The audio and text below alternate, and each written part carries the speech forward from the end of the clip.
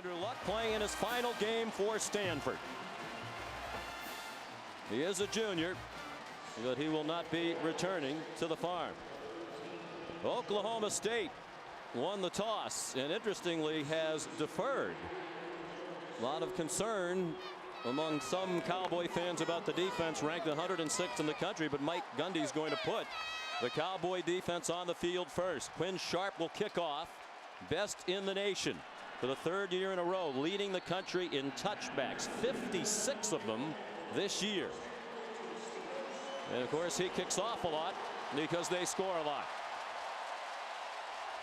Other than the national championship game, this is the most anticipated game of this bowl season, and the Tostitos Fiesta Bowl is underway with the customary boomer off the foot of the junior Quinn Sharp, down by Ty Montgomery. So here comes Stanford, led by the brilliant Andrew Luck Jr. from Houston, Texas. Runner-up in the Heisman Trophy balloting for the second year in a row. A year ago to Cam Newton, this year to Robert Griffin III. He was the Pac-12 Offensive Player of the Year for the second year in a row. 70% completions, 35 touchdowns.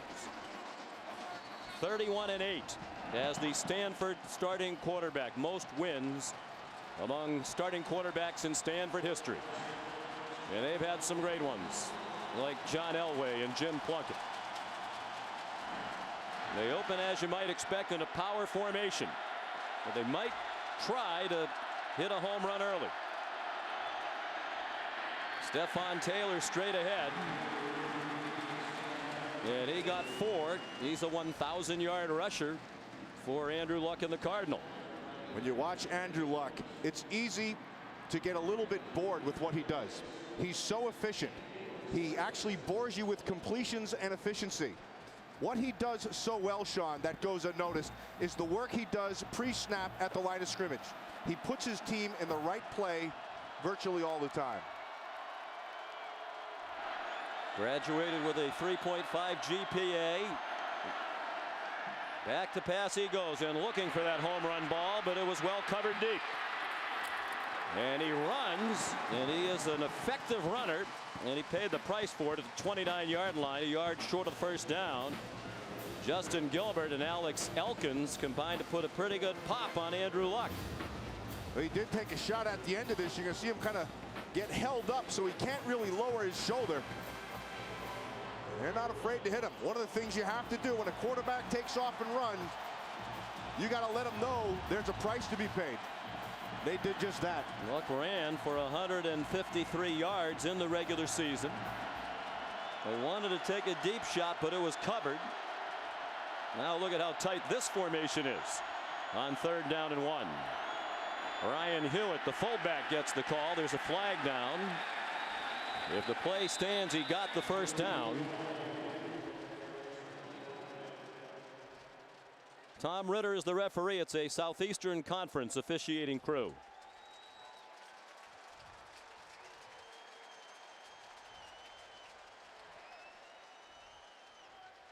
Offside. Defense, number 99. 5-yard penalty. The yardage results in a first down. Rashedi Jones offside. There's Bill Young, the defensive coordinator, who's alongside Mike Gundy on the sideline. Sean, in playing this game defensively, you've got to be able to match patience for patience. This is a very patient Stanford football team with running the football. On 1st and 10, Stephon Taylor bounces outside. Lots of running room. One man can catch him, and did. Daquan Lowe saved the touchdown. All the way to the 28-yard line went Taylor with a 38-yard run. You always think power football is going to be run inside, but you have to be able to handle the edge, and they do not get it done. This is very well blocked by Stanford. Allows Taylor to get to the edge. Nice angle by Daquan Lowe to be able to run this down. Really well done inside. David DeCastro on the kick out, and he's able to get the edge. Well, 2 All-Americans on that offensive line. The left tackle, Jonathan Martin, and the right guard, David DeCastro, leading the way for Stephon Taylor. Luck faked it to him. Pressured immediately. Throws it up for grabs, and it is incomplete. Intended for Jeff Mikan, a fullback. And Daquan Lowe had the coverage. They got pressure, and that really is the difference of the play. Because he had to hang this ball up just a little bit, but he also had Kobe Fleener running underneath and Toilolo on the other side wide open. That could have been a great catch and a second big play by Daquan Lowe. Lowe is their leading tackler for the season, the free safety. 2nd and 10. Tyler Gaffney is now in at tailback. They'll use 4, we expect, tonight. Gaffney is also an outfielder on the Stanford baseball team. Got 3 to the 25. It'll be 3rd and 7. As we look at tonight's impact players, some of them for Stanford, including Luck, Taylor, back-to-back 1,000-yard seasons. Fleener, part of a 3-headed monster at tight end. He averages 20 yards per catch and has scored 10 touchdowns. And when they're on defense, Chase Thomas pursues the quarterbacks from his linebacker position. He led the Pac-12 in tackles for loss and was 2nd in sacks. There's Fleener. Great target at 6'6", 254. They like to look for him in this part of the field. 3rd and 7. 4-man rush. Luck dumps it off for Griff Whalen, and he's well short of the first down. They're going to spot it at the 23-yard line. Markel Martin made the tackle. Shetty Jones with some pressure on Luck. They are about 5 yards short of the first down, so the field goal team comes on for Stanford. Bill Young, their defensive coordinator, decides to roll the bones a little bit there on that 3rd down, knowing that if he can bring pressure and force a quick throw, it has to be underneath, and then they can make the tackle. And it was well executed. Jordan Williamson's had a good year. 2nd team. All Pac-12. 41-yard field goal try. And it is no good. Just wide to the right.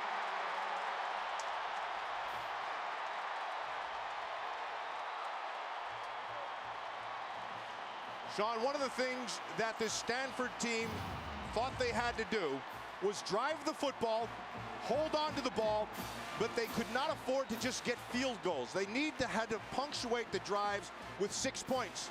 And in this particular instance, they get nothing. Williamson thought he had it.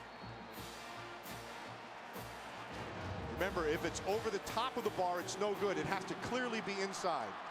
So here's Oklahoma State, highest scoring team in the nation on offense, and Brandon Whedon throws an interception on their first play from scrimmage.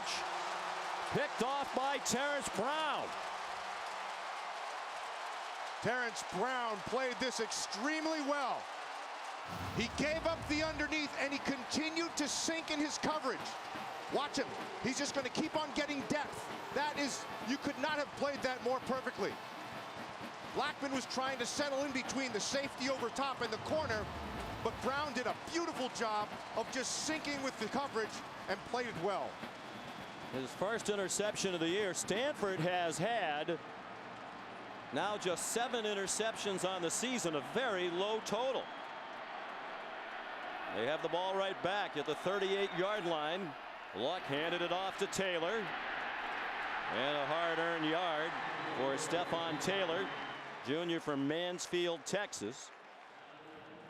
The only other rushers in Stanford history to have back-to-back 1,000-yard seasons are 2 standouts, Darren Nelson and Toby Gerhart. You know, when they're going to try to run this edge, there's a guy on the outside right there, number 19, Broderick Brown. Only 5'8". He's a bulldog. That guy is a player. He will take big players and play them even, and he'll be physical as you can be physical. He is a pleasure to watch. A lot of discrepancy about his height. He tells his teammates he's 6 feet tall. Bill Young told us yesterday he's actually 5'2". He's a legit 5'8". Plays like he's 6 foot. Luck on 2nd and 9 in the flat, and you can see that hit coming. Ty Montgomery got his helmet knocked off by the hard-hitting Markel Martin. Nice play. Nice hit. All clean. He's running right through that thing. Now he reads this the same thing that Luck reads it. And here he comes. Now that's not helmet to helmet. He hit him actually upper body. Well played. Markel Martin. You're going to watch. He's going to turn upfield. Montgomery. Watch.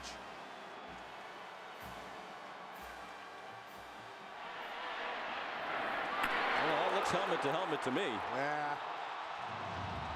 I like it. As you always do when you side with the defense. Fortunately, it looks like Montgomery's all right. A timeout called with 3rd down and 7 upcoming. No score, just underway in Glendale, Arizona.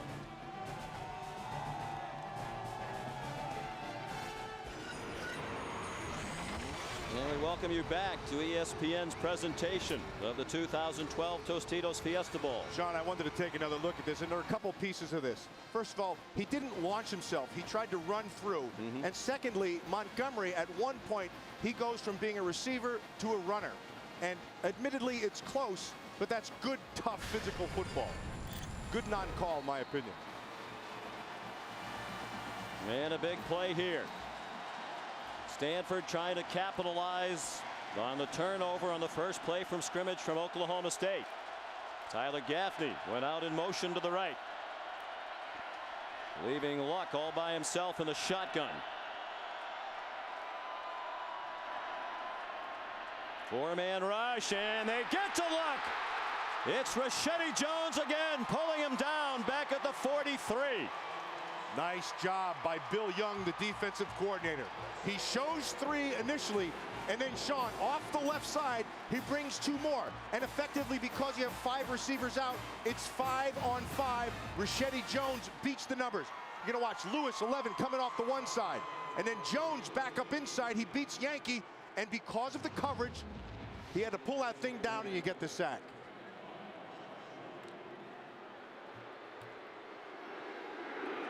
Loss of 8 on the play.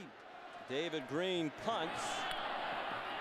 Josh Cooper fielded it and brought it back to the 14-yard line. Jarek Lancaster made the tackle for Stanford. So the Oklahoma State defense rose to the occasion, covering up the miscue by Brandon Weeden.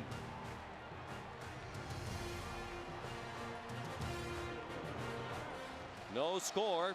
Oklahoma State on offense for the 2nd time. They had just 1 play on their first possession, and Brandon Weeden threw an interception.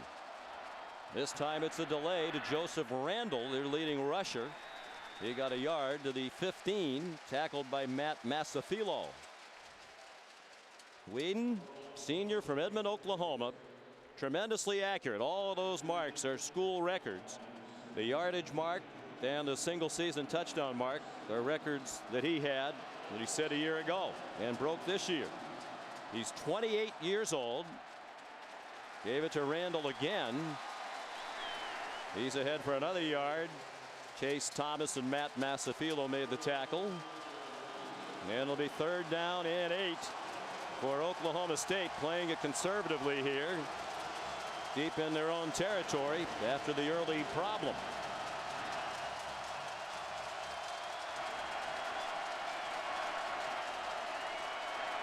Four-man rush from Stanford. The check down is complete, and Isaiah Anderson's driven back from the 20-yard line, way short of a first down. But wouldn't you know, with these 2 high-scoring teams and all the talent on the offensive side of the ball, the defenses have been the story so far. And Sean, that's exactly what you said at the top of the show. You have all this offensive firepower, and really, it's strength versus weakness on both sides. But it's the weakness who is stronger is the team that will prevail. When Sharp punts, oh boy, this is a bomb to Drew Terrell, and he is smothered immediately. Great coverage by Justin Gilbert.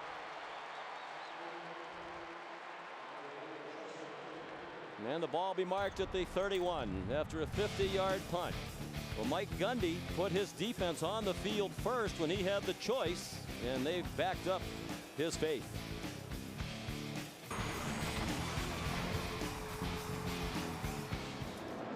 Oklahoma State's defense done an excellent job so far. The offense has done nothing. Bill Young's group, coming off an outstanding performance in their win over Oklahoma in the Bedlam game to end the regular season. It's already forced 1 3-and-out from Stanford tonight. They had only 13 the entire regular season. Fewest 3-and-outs on offense in the country. Anthony Wilkerson is the tailback, and he gets the handoff from Luck on the delay, and he's dropped. For a 1-yard loss. Back to the 30-yard line. Sean Lewis and Nigel Nicholas combined to make the play. The interior of this defense for Oklahoma State, they're not very big. They can be active. And when Nigel Nicholas when he's on, he's a powerful guy inside. When he gets his hands inside of a guy and sinks his hips, he's pretty darn good. And missing another defensive tackle, a starter. Christian Littlehead suspended for this game. Anthony Rogers, 94, got the start. He's played a lot at that position this year. Stephon Taylor got the yard back. It'll be 3rd and 10. Much has been made about the rankings. 107th in total defense, 103rd against the pass. But Bill Young has plenty of good reasons to not be tremendously concerned. He said, sure, we wish the numbers were better, but we play with an offense that scores very quickly. We're back out on the field quickly. In fact, they've defended more plays than any team in the country. 1,008. By comparison, the #1 defense in the country, Alabama, has defended 332 fewer plays this year. And the Oklahoma State leads the country, the defense, in takeaways with 42. Luck throws, caught, first down. Out to the 42-yard line. Zach Ertz, part of that outstanding trio of tight ends. He's a sophomore from Danville, California. And what he does very well is he understands that it's his zone, knows where the sticks are, and sits right in the hole. That time, Sean, they rushed 3 and they dropped 8 defenders. And so the holes in those zones are a little smaller. Ertz does a nice job. 24th catch, and he missed 3 games with a knee injury. Stephon Taylor powering ahead. Tough run to the 47, almost the 48-yard line before Cooper Bassett and Markel Martin got him on the grass. John, remember earlier we talked about, as a defense, when you play this Stanford team, you have got to be able to match patience with patience.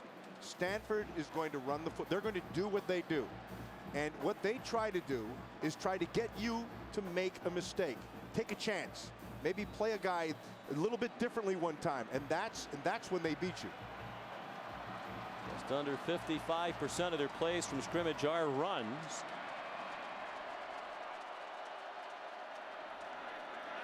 Fake to Taylor. Luck given time. He has a man wide open. It is caught. Touchdown, Ty Montgomery.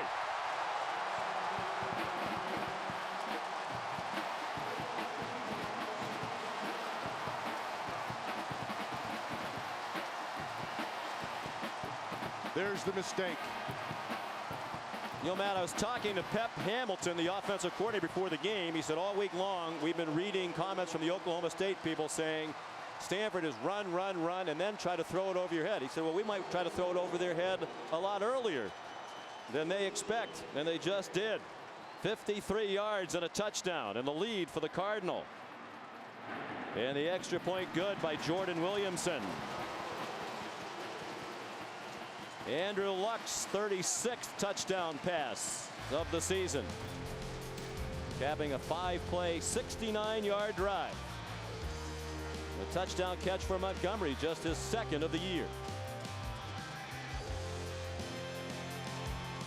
It's a rare home run ball for Andrew Luck to a wide receiver entering tonight's game. 14 of Stanford's 20 longest pass plays this season have gone to tight ends.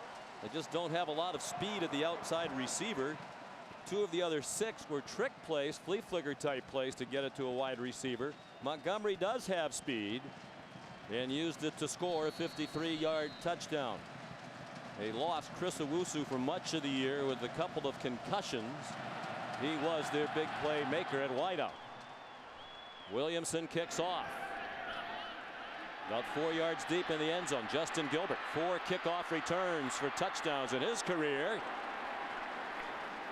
And he got taken down at the 30-yard line. Let's take a look at tonight's Taco Bell touchdown spotlight. Sean, remember we talked about who's going to make the mistake. Here's a mistake. Here's a mistake. But they're not alone.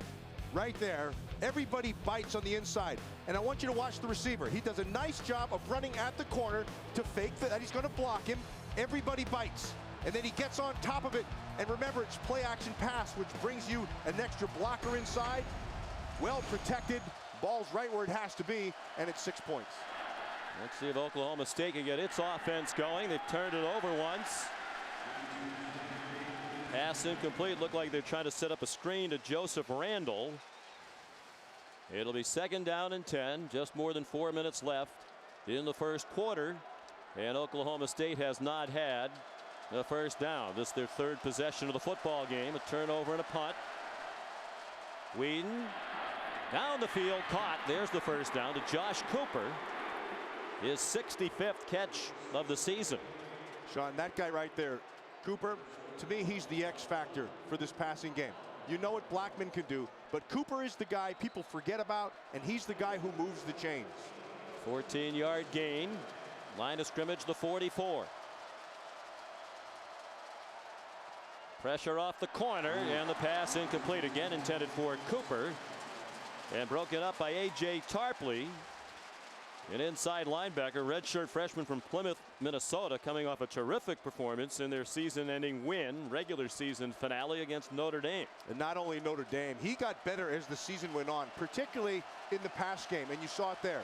He's gotten a little bit of patience in the pass game, and he uses it well. They go quickly, as they usually do. Whedon throws, caught, 3-yard gain. Just shy of the 50-yard line. It's Isaiah Anderson, tackled by Johnson Batamosi, a cornerback.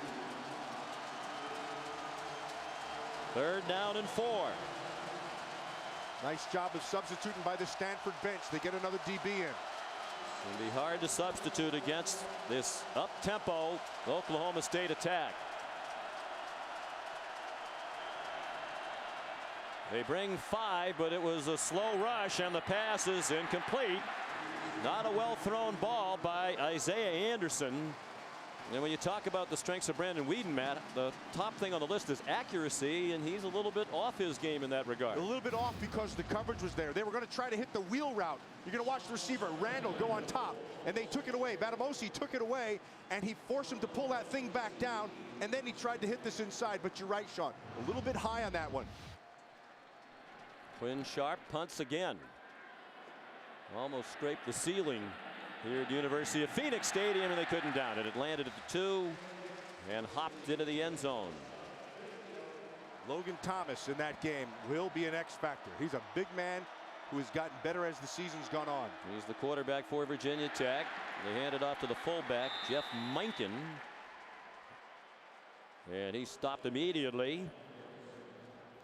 Anthony Rogers with help from James Thomas. Sean, on that last one, when they gave up the touchdown, if they went to the sideline, I'll guarantee you what Bill Young was telling his defense. Read your keys. Your keys never lie.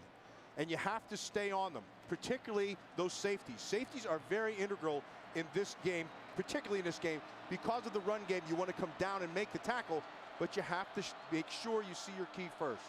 You don't want one thrown over your head, as has already happened. Luck. 4-man rush from the Cowboys, and the catch made by Kobe Fleener. First team all Pac-12 tight end. 26-yard line, and there is a flag on the play. Caleb Levy made the stop for Oklahoma State.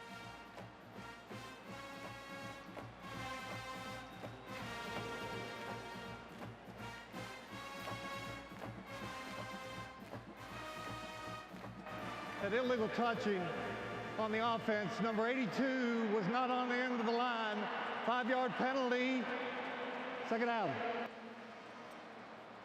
It's amazing that doesn't happen more often with the strange formations that Stanford throws at you.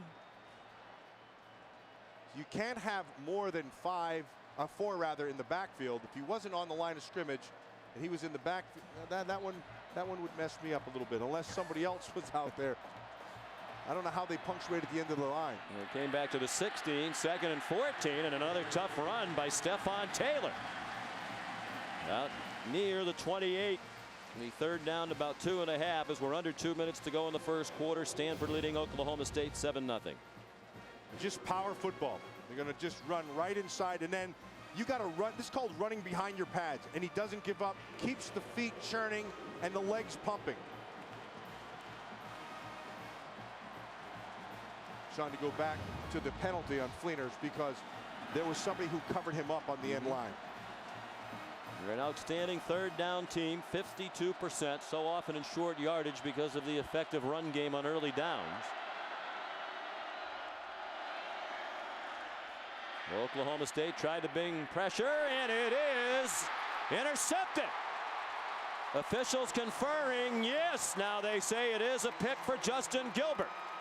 That is really well done by Justin Gilbert. The read for Luck is the corner underneath. If he bites on the underneath route, you throw it to the guy over the top. Gilbert read it perfectly. He saw the same thing that Luck saw, and he took a chance and undercut it. Watch, there's the bite underneath. Now throw it over the top. He's going to go to Fleener, but Gilbert does a really nice job of seeing the same thing. Got both feet in bounds as it turned out. Had possession all the way. 5th interception of the year for Gilbert, and the 43rd takeaway this season for Oklahoma State, adding to the national lead. Whedon under duress. Got it off very short to Josh Cooper. Smothered immediately by Michael Thomas, senior safety and a co-captain, along with Andrew Luck. Sean, I am really impressed with both these defenses. They are aggressive. They are in coverage. We've not mentioned Justin Blackman at all. He's been covered down below the whole time.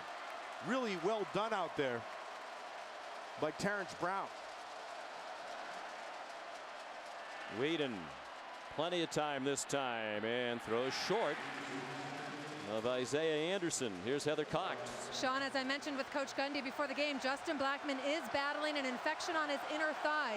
It's limited his mobility this week. I talked to athletic trainer Ken Blasky. He told me he's been on heavy antibiotics and anti-inflammatories, told to stay in bed because it's made him very sore and lethargic. You'll notice they haven't gone to him. He didn't warm up very much, and he's practiced very little all week. They kept that covered up, but Blackman has not participated in very many drills. They go short on 3rd down to Joseph Randall, and he got taken down immediately by Jarek Lancaster. Their leading tackler for the year did a nice job stepping in for the outstanding linebacker Shane Scove, who was injured in the 3rd game of the year and missed the rest of the season. That'll be the last play of the 1st quarter. Great defense, Sean. This has been a quarter of good defense on both sides, Oklahoma State and Stanford. Only 27 yards of offense for Oklahoma State, a team that averages 557 per game.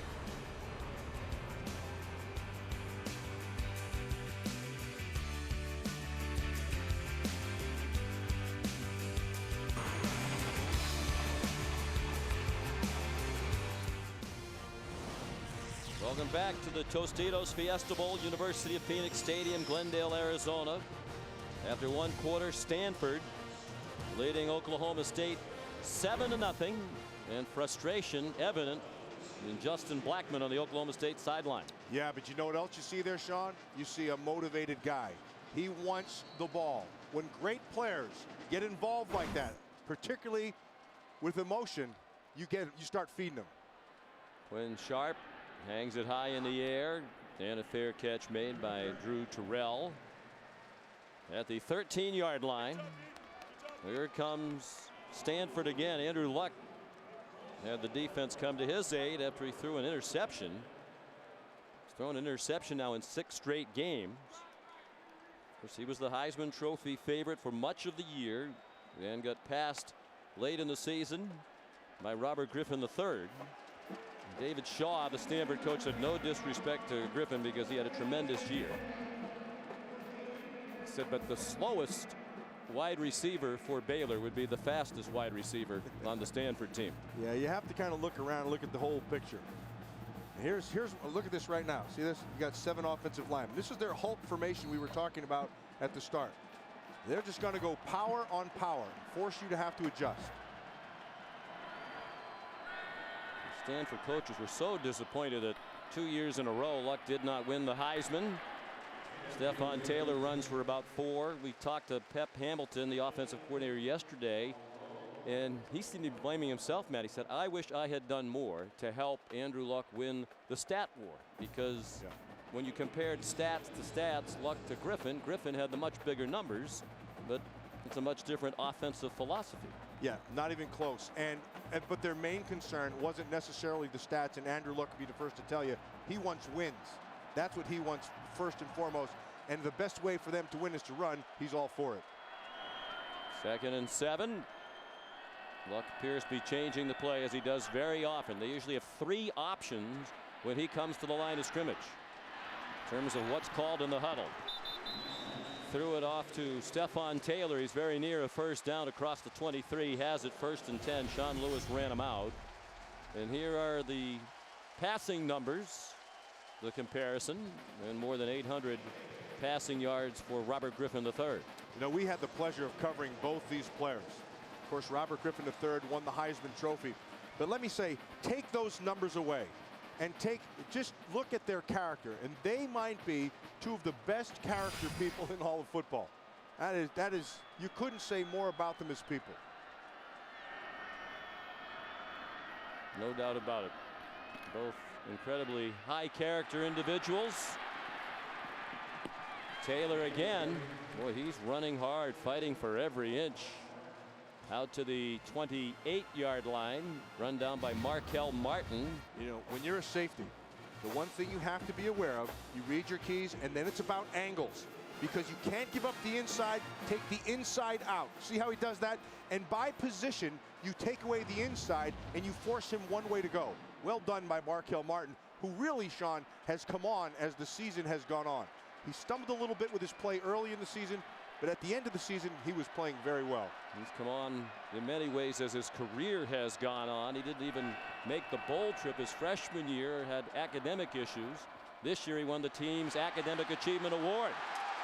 On his way, Jeremy Stewart. The 4th tailback to carry the ball tonight for Stanford. Watch 82, Kobe Fleener. This is called setting the edge. You're going to get him, and he's going to come back down inside. You're going to see, here's Fleener right here. He's going to set this edge. Right there. Takes the safety back down inside. There's no force. You eliminate the force. Nice block inside also. And then he's on the edge. 34-yard run for Jeremy Stewart, 5th-year senior from Baton Rouge, with help on the corner from Fleener. Longest run of the year for Stewart. Luck under center now. With 3 men in the backfield. Gaffney spins down to the 35, wrapped up by Anthony Rogers. They're so methodical, Sean. They'll try first. They tried punching you in the stomach early. They tried to go inside. Okay, you took that away. Now we're going to get to the edge. We're going to force you to have to defend the edge because we're going to try to set it. And then once you start flowing, that's when they'll read those backers from the inside out. And if you flow fast, they start cutting it back. We talked to Bill Young yesterday, Matt. He said we talked to a lot of coaching staffs that played Stanford, and they all said the same thing. You're going to watch them on tape, and you're going to be underwhelmed. And then you're going to get out on the field, and you're going to think, wow, these guys are really good.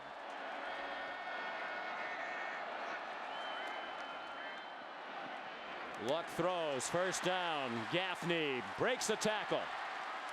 Breaks another, and is finally down at the 19. Anthony Rogers, the defensive tackle, had to hustle downfield to stop him after a pickup of 16. You know what they do? They're using the guys down the field to draw coverage off, and then he's dumping it back underneath. And he'll force you, again, in the pass game, they're going to force you to be patient.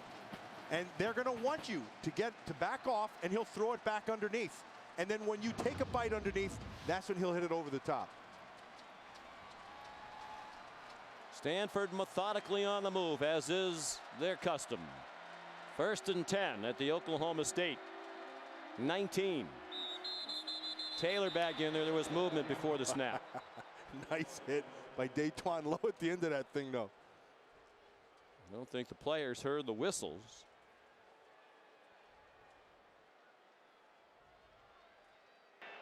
False start. 94 offense, 5-yard penalty remains, 1st down. And they've had a lot of problems with penalties lately. They had 11 penalties in the last regular season game against Notre Dame and 7 in their win against Cal. And that's Daytwan Lowe again with a really nice hit on Taylor. Of course, it never happened because the whistle happened. It's a freebie. Yeah, exactly. Yeah, no play. There's no helmet to helmet. There's no flag. 7 first downs for Stanford. Still just 1 for Oklahoma State. On the draw, Jeremy Stewart. Great cut. Another great cut and a touchdown for Stanford.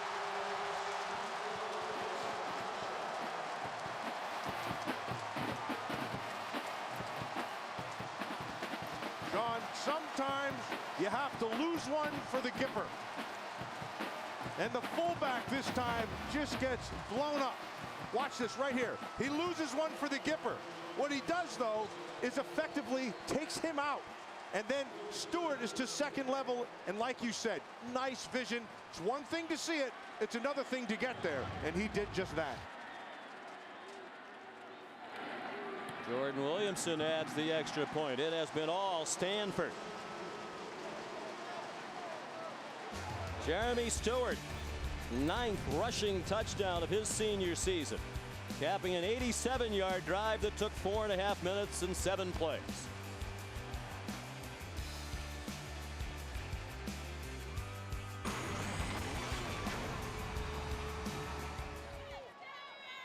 Back here at the Tostitos Fiesta Bowl, Stanford leads 14-0. Big plays from the Cardinal. 3 long runs. Most recently, the 24-yard touchdown by Jeremy Stewart. They've had runs of 38 and 34 tonight. Their first touchdown was a pass play of 53 yards, luck to Montgomery. No rhythm on offense for Oklahoma State. They don't generally have the ball for very long, but they do typically do much more with it than they have tonight. Jordan Williamson kicks off. Spinning down to Josh Stewart, true freshman. In trouble and just did reach the 16-yard line. Well covered by the special teams, coached by Brian Polian. This is really well done, Jeremy Stewart. Look, Hewitt gets blown up by Johnson right there, but he provides him some space. Now, there's one thing to see it, there's another thing to get your body there. And that on Broderick Brown is really well done.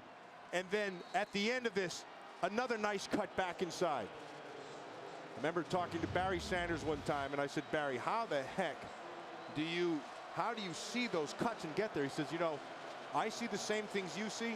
I can just get there and you can't. Stewart got there. Barry Sanders' son is being recruited by both of these schools. Joseph Randall, the ball carrier. Good gain on first down. He got 5, perhaps almost 6, across the 21-yard line. And they are much more than just a passing team. Randall has rushed for exactly 1,200 yards for the season now, with his 7 tonight. Whedon sends Cooper in motion. Brandon throws and has his man. Colton Shelf across midfield.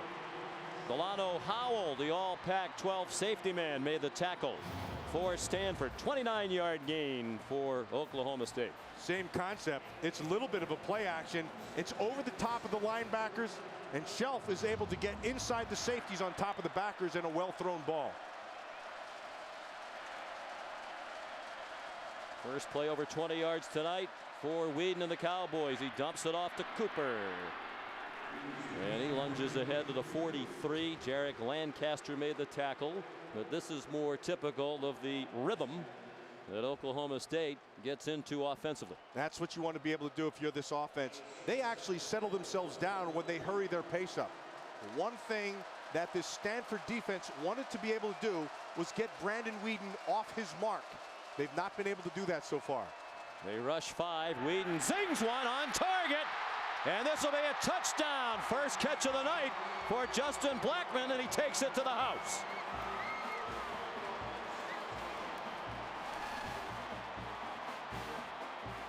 And the Cowboys just woke up from their snooze. They wanted to move Whedon off his mark. They weren't even close. And when he has that time, he has great vision. The accuracy shows up, and so does Blackman.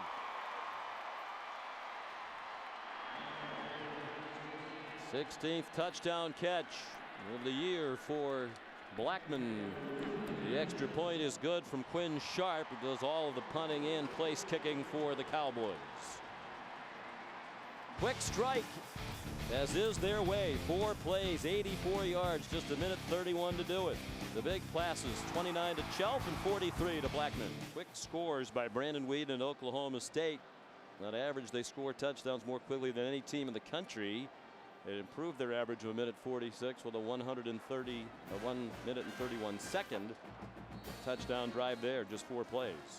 Well, remember we talked about patience on the defense and then making a mistake. Well, this time Stanford was not patient and they made the mistake, and Blackman and Weeden made them pay for it. First 4 possessions for Oklahoma State, an interception and 3 punts, 27 yards of offense. That drive, 4 plays, 84 yards. Good kick by Sharp. Boy, Montgomery got knocked down by his own teammate Jeremy Stewart in the end zone. He wanted to run it out. Stewart said, "No, you will not." Best hit of the night. Yeah, that is really well done. Listen, freshman, no, you stay right there. Now remember, it's where the ball is. It's not where the body is or the feet are. If they come out, it doesn't matter. It's where that ball was. And it has to come completely out across the goal line. Stewart's going to be on the tackle chart tonight. Yeah, he should be credited with a stop. Oklahoma State fans don't like it. David Shaw doesn't seem particularly concerned. And no stoppage from the replay booth. Luck taking a very long time to snap it. Yet now it's ancient history. Stephon Taylor, the 1.5 yards. Down to 8:40 to go in the second quarter. Let's go back and look at that, whether it's a touchback or not a touchback, or whether he brings it out. It's where the ball is. The player has nothing to do with it. The ball, the entire ball, would have to come out. And it did not do that in the estimation of the officials. And Stewart made sure that ball didn't come out. And I think the folks who are booing don't understand the college rule. The ball has to come completely across the goal line into the field of play. And it never did. Therefore, it is a touchback.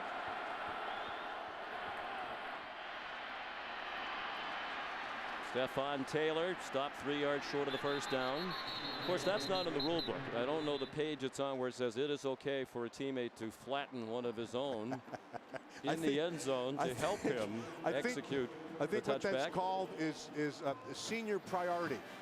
So you have the senior running back, and he sees the freshman trying to do something that's not very wise. I think it's in small print. It says you may drill him if necessary. And he's a smart Stanford people. Next up, Michigan and Virginia Tech. They have a tough act to follow with the BCS Bowl action we've had today.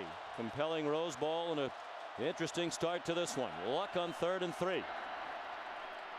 Throws incomplete, looking for Griff Whalen.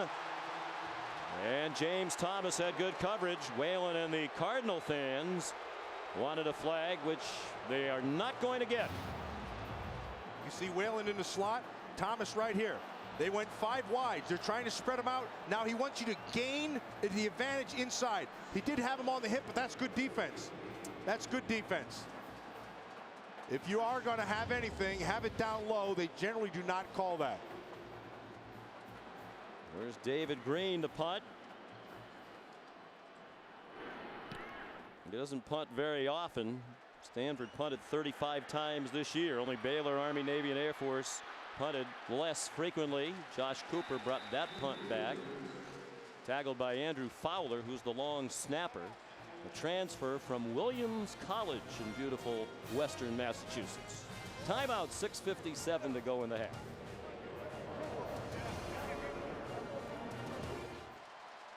Including Tiger Woods old school. He's on the Stanford sideline. He was their honorary captain out on the field for the coin toss before the game. Ricky Fowler, outstanding golfer himself, represented OSU. Joseph Randall back to the line of scrimmage, and that's it on 1st and 10 for the Cowboys. They're on their own 33-yard line. Sean, I think it was significant the last series that they got the ball into Justin Blackman's hands. Remember, we saw him on the sideline. He got a little emotional. He was getting fired up about it. When guys do that, look, great players are great players for a reason. When they want the ball, you feed them. Even when they don't want the ball, if you need it, you feed them. Brandon Whedon throws. Blackman again breaks a tackle. And here he goes, running away from the defense. Injured and all, it's a touchdown for Oklahoma State.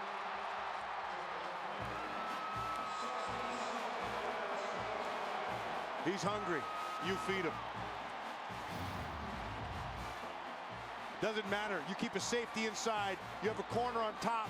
When you are a great receiver, it doesn't matter what kind of coverage you put on him. Blackman fits that bill, and that's why he's got 2 straight scores. 2 catches, but both for touchdowns. That one 67 yards. 110 total yards on the 2 grabs. The extra point to tie it good from Quinn Sharp.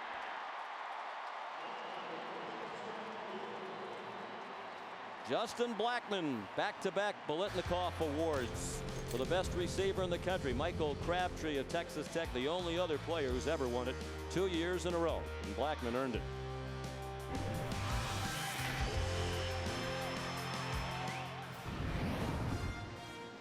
And welcome back to ESPN's presentation of the 2012 Tostitos Fiesta Bowl.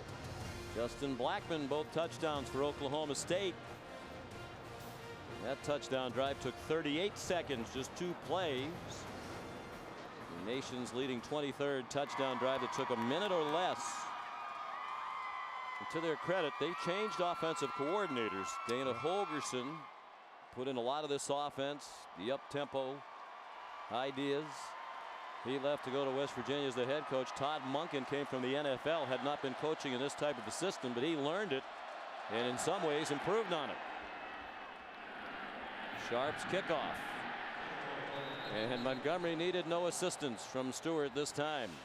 Sean, we talked about it earlier. When you have a great player and they get frustrated, which is what he was early in this game, and then he expressed his frustration. And when you see that, when you know he's 100% bought in, then you feed him. And you continue to feed him. The first is a score. The second one was just about power, which is what he is. And then his speed on top of it. You have woken up the cowboy. He is the cowboy.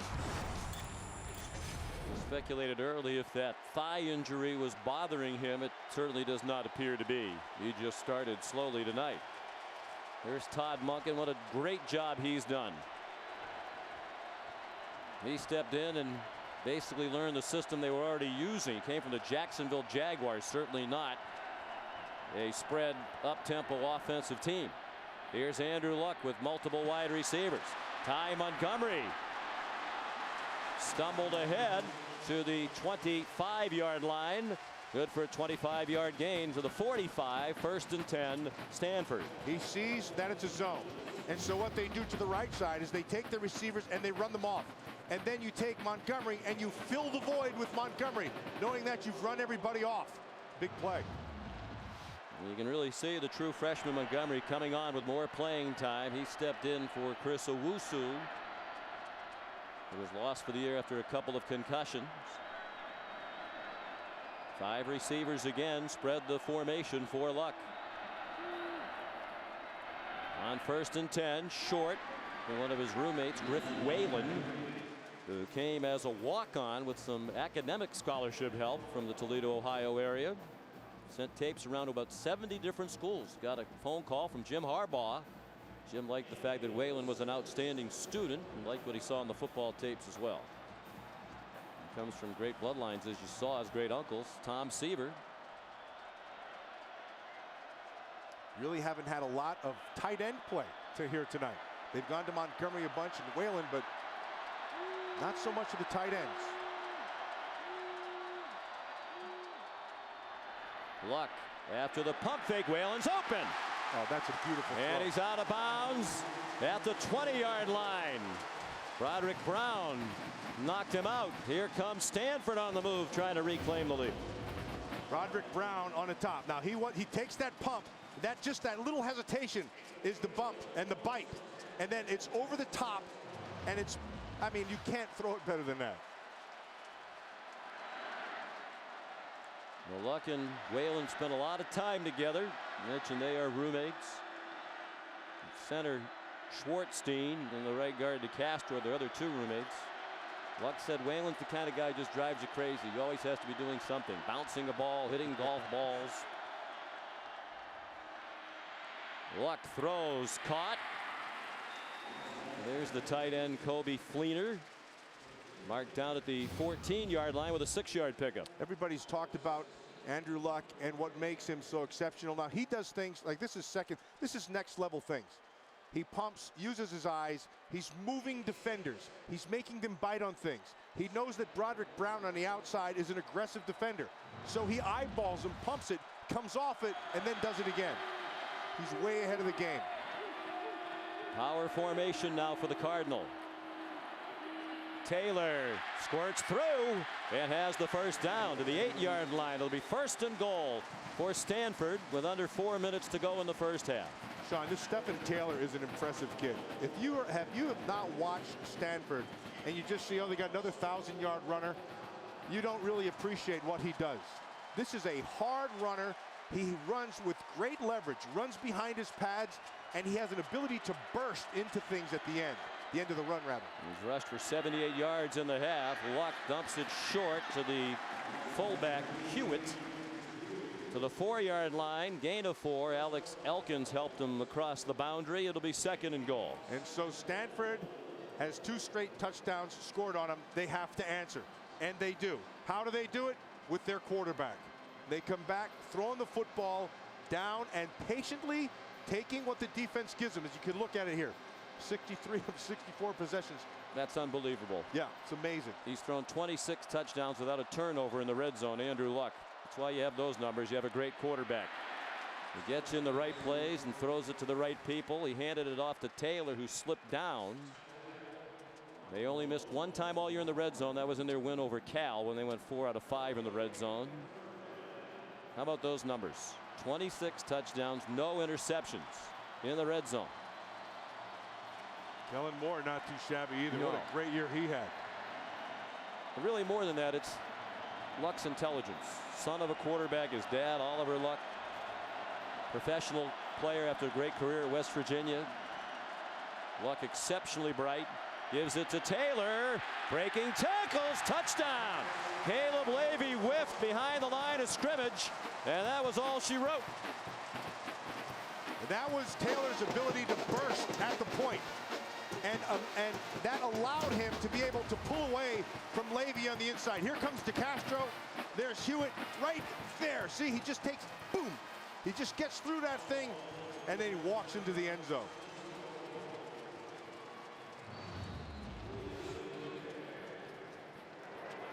Up to 82 yards for Taylor, who averages 96 yards per game. He'd have a better average than that if they weren't tailed back by committee as well. We've seen all 4 of them carry the ball tonight. Williamson's extra point put Stanford back up by 7.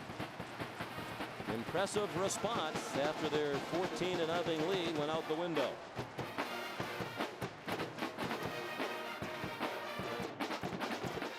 Stephon Taylor, the 4-yard touchdown run, capping an 80-yard drive for the Cardinal in 8 plays. Luck was 5 for 5 for 71 yards on the touchdown drive. 225. Oklahoma State can have 3 scoring drives in that amount of time. Williamson's kickoff down to Josh Stewart.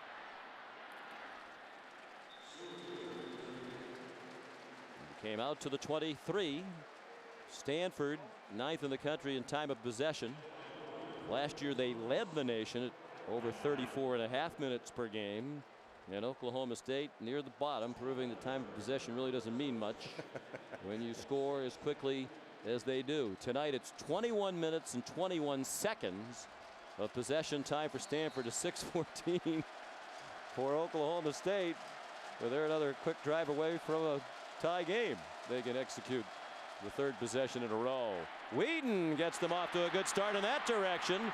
It's Colton Chelf, the senior, originally a walk-on out of Enid, Oklahoma. Just his 18th catch of the year and 2nd tonight. Both big plays. This one 28. Yeah, the backer stumbled underneath. He was running with them, but Shelf got on top of it, and because of the protection, right on the money. Whedon Gets away from the rush. Now has plenty of room. Throws for Chelf again. Ruled in bounds with a first down to the Standford 38-yard line.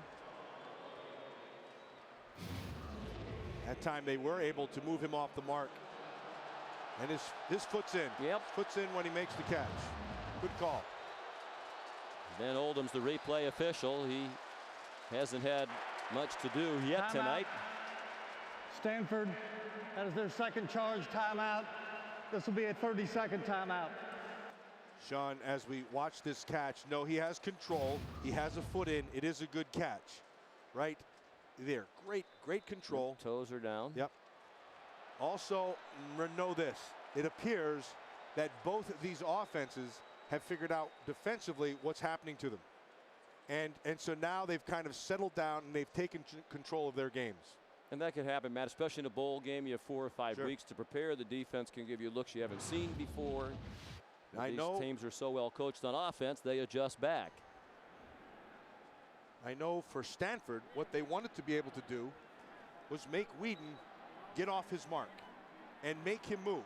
But what they underestimate with Brandon Whedon is he throws the ball extremely well on the run. I think it's one of the things that happens with Peyton Manning. They'll say the same thing, like, you got to make him move. Peyton Manning can throw on the move. This kid, he can do the same things. It's interesting you mentioned Peyton Manning. Of course, one of the subplots here. This is the last game for Andrew Luck. Yesterday, the Indianapolis Colts lost, and they will have the #1 pick. There's been much speculation that Indianapolis would take Andrew Luck. They are reviewing this play. I guess the question is, does he have possession while those toes are dragging and still in bounds? What we can't see from this angle is if he's bobbled it or not. Let's take a look at that. We'll see it from this angle. He catches it out in front of him. And that looks like it's a catch to me. Yep, he's not juggling it. Yeah, had control all the way through. Nice job of keeping the foot down. You only need one in college, and he has it clearly in bounds. Drags it through. Field is confirmed. It was a good catch. And what we were talking about, Matt, that whole Indianapolis Andrew Luck thing, there were a lot of interesting twists and turns. Brian Polian is the special teams coach at Stanford, obviously very familiar with Andrew Luck. Bill Polian, the vice chairman. Chris Polian, Bill's son and Brian's brother, both let go today in a stunning move to many by the Indianapolis Colts. So now you have no idea who's going to be making that decision about whether or not it'll be Andrew Luck with the first pick. I don't care who makes the decision. He's the right guy. No doubt. Tough day for Brian Polian, as you might imagine. Hard to believe there's an executive out there better than Bill Polian with his resume in the National Football League, but the Colts are going to try to find that person. Good luck to them. I was stunned by that. Colton Chelf, the intended target, and I'm sure you were too, Matt. You spent a lot of years in the NFL as a player and as an executive, and that's a Hall of Fame resume. Built the Bills into that year after year Super Bowl powerhouse, started the Carolina Panthers, got them into a title game in their second year, and the great success in Indianapolis. Yeah, I was on the competition committee with him, and Bill is one of those guys who is in control. He's a guy who knows exactly what he wants and which direction he wants to go. 2nd and 10. Blackman looked like he might have juggled it for a moment, but held on. 32-yard line will be where they mark it. And 1:40 to go. All kinds of time for Oklahoma State. Well, they can go up and down the field several times with this much time at their disposal and all 3 timeouts. 3rd down and 5. And they're going to set the formation, so they're trying to attempt to get a single up top here with Justin Blackman. I think we saw something almost resembling a huddle, shockingly, from the Oklahoma State offense. Whedon throws, and it is incomplete. Good effort by Josh Cooper on a ball that was just a little bit short. And Mike Gundy has the decision to make. They would be in range for a long field goal. That would be about a 50-yarder from here. And the long for Quinn Sharp is 46. They're going to go for it.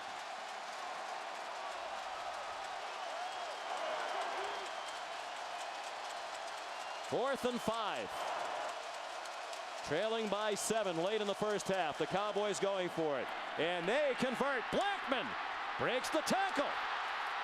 Well, got slowed enough that Jarek Lancaster had time to drop him inside the 10-yard line. 23 yards on the play to Blackman on 4th and 5. I thought that's what they were going to do on the previous down, Sean. By formation, they singled him on the outside, ran a nice route. He widened the defender first. Joseph Randall. The clock runs under a minute left in the half. He runs to about the 7 for a 2-yard pickup. 2nd and goal. In that last play, you saw Justin Blackman when he came off the ball, he widened, and it made the defender get a little bit more to the outside, and then he came back inside. Flag on the play.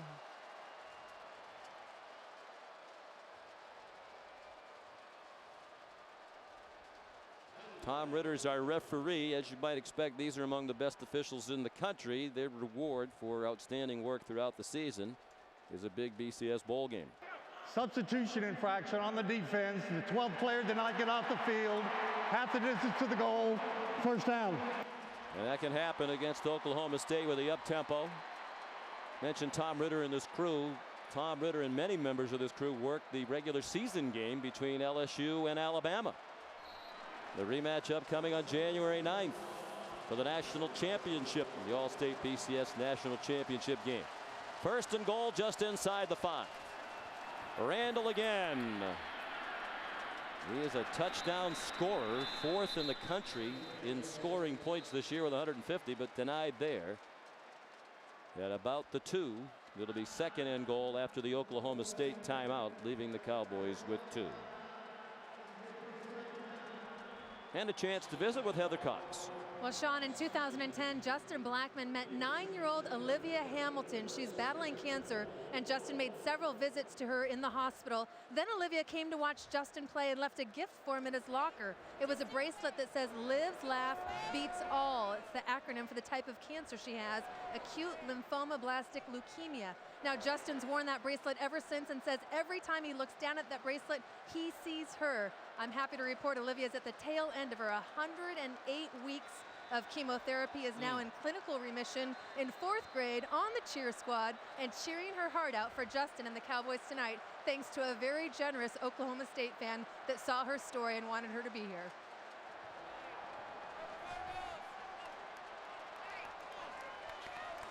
Little on the shy side. Yeah, and they've become great friends. A lot of times players go visit patients in children's hospitals, and it's a one-time thing. They've remained in constant contact. She has to be excited about what Justin has done tonight. Already 2 touchdowns. Whedon, after the play fake, throws for Blackman. Broken up by Terrence Brown. He had another receiver wide open going toward the far sideline, but was locked in on Blackman. This is really well defended. They do a nice job. Now that could have been a touch right there. Initially, when I saw it, it looks like they were going to take him away completely and bracket him, and then the safety dropped down and just left him on the corner. Again, here we go. It's 5 receivers out, 5 wides, 3 to one side, 2 to the top side. Blackman's the guy. He's up top. Whedon does not have a rushing touchdown. Wonder about a quarterback draw. Not very likely, but there it is. And he has one. Touchdown, Oklahoma State. Nice call, my friend.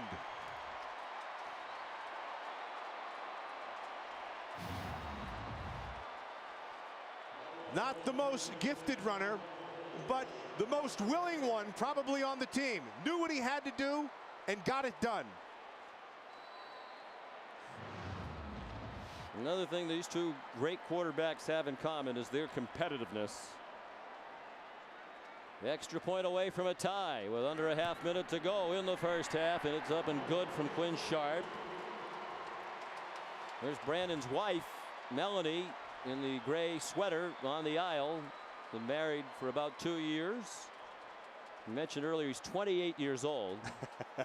Apparently there are some people who play party games, and every time that's mentioned, there is a liquid refreshment consumed, but it does get mentioned a lot. Brandon Whedon played 5 years of minor league baseball, was a top prospect as a pitcher, drafted in 2002 out of high school by the New York Yankees in the 2nd round.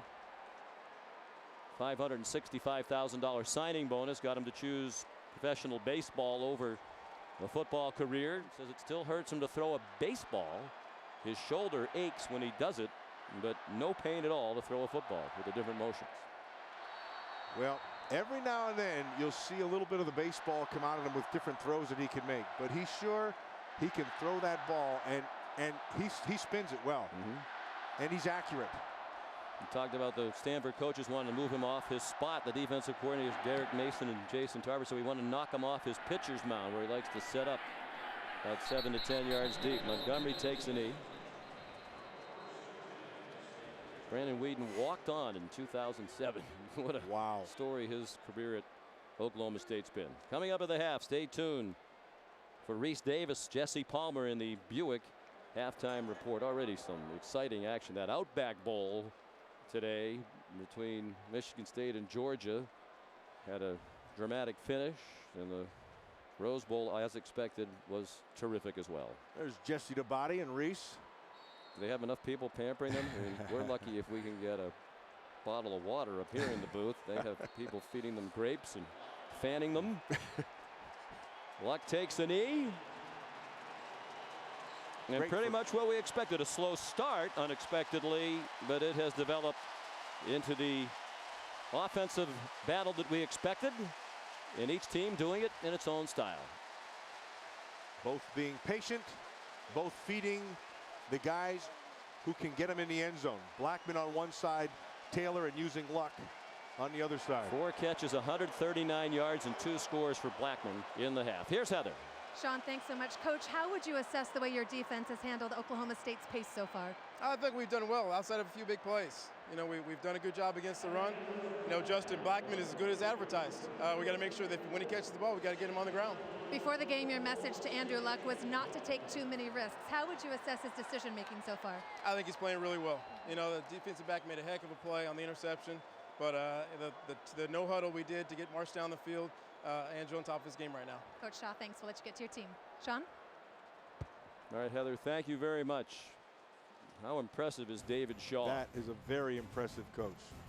What a job he's done, stepping into the big shoes of Jim Harbaugh. At the half, Stanford and Oklahoma State tied at 21.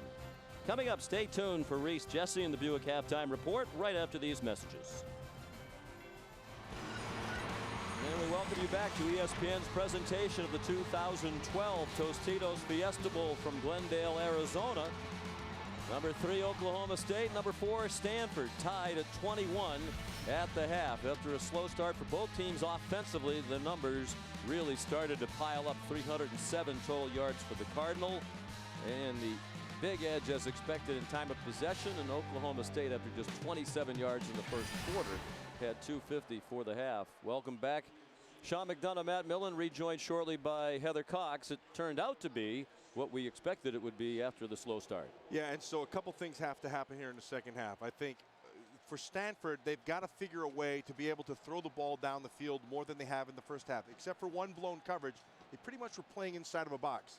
And then for Oklahoma State, well, they found Justin Blackman. And Stanford's going to have to find an answer to Blackman, and that's not going to be an easy task. Brandon Whedon and Andrew Luck moving their teams up and down the field in the second quarter. In particular, Jordan Williamson kicks off for Stanford, down to the 5 to Justin Gilbert. And he's pulled down by Michael Thomas at the 30-yard line. Here's Heather.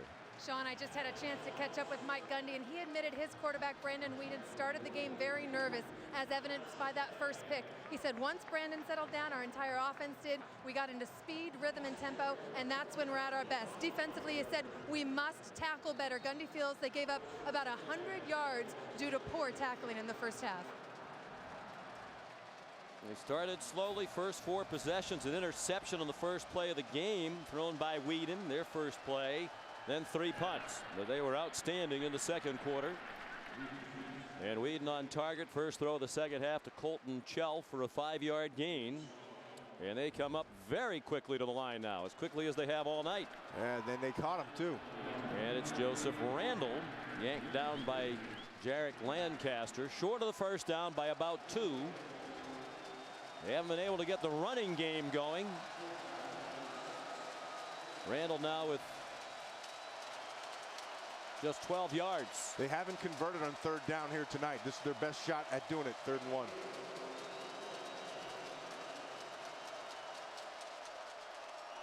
Inside handoff, and they do convert on 3rd down. There's Randall. Took it to the 42 where he's tackled by Chase Thomas. What a job Mike Gundy's done with his Oklahoma State program. In just a few years, he's taken them right to the BCS where he wanted to be. But what I'm really impressed with him is he projects a calm demeanor to his team. Never gets flustered, and it's a carryover. You see it with his group. He's really grown and matured into the job. Whedon throws short. Oh, a tough break for Oklahoma State. Randall was wide open with plenty of running room, but he went down to a knee to catch it, so they settle for a gain to the 47, a pickup of only 5. They could have had twice that if he stayed on his feet. They're going this 3-by-1 set. They move Blackman around a lot. You can see his knee go down right there. They move Blackman around. It's kind of like, where's Waldo with him? You have to be aware of him, and you have to be able to find and identify him. He's up in the top in the slot. Oklahoma State has not led tonight. 3-man rush for Stanford and a incomplete pass. Good effort by Chelf, who's been very actively involved tonight. Had just 16 catches all year coming into tonight's game. He's at 4 tonight. There is a flag on the play.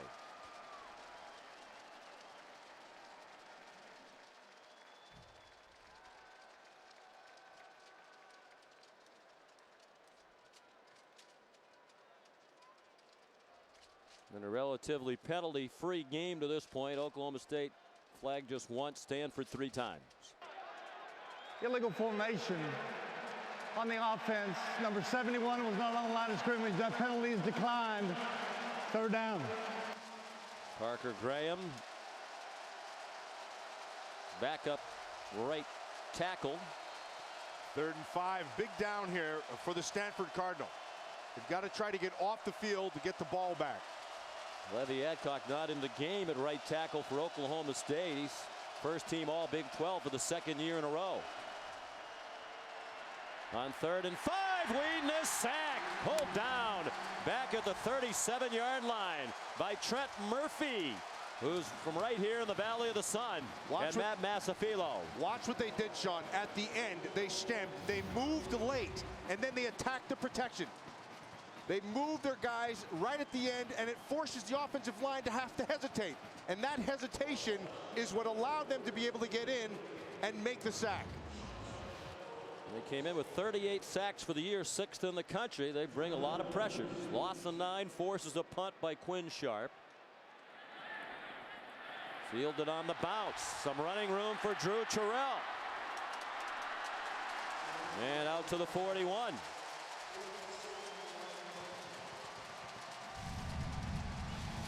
Andrew Luck will take the field for the first time in the 2nd half, with the Cardinal and Cowboys tied at 21.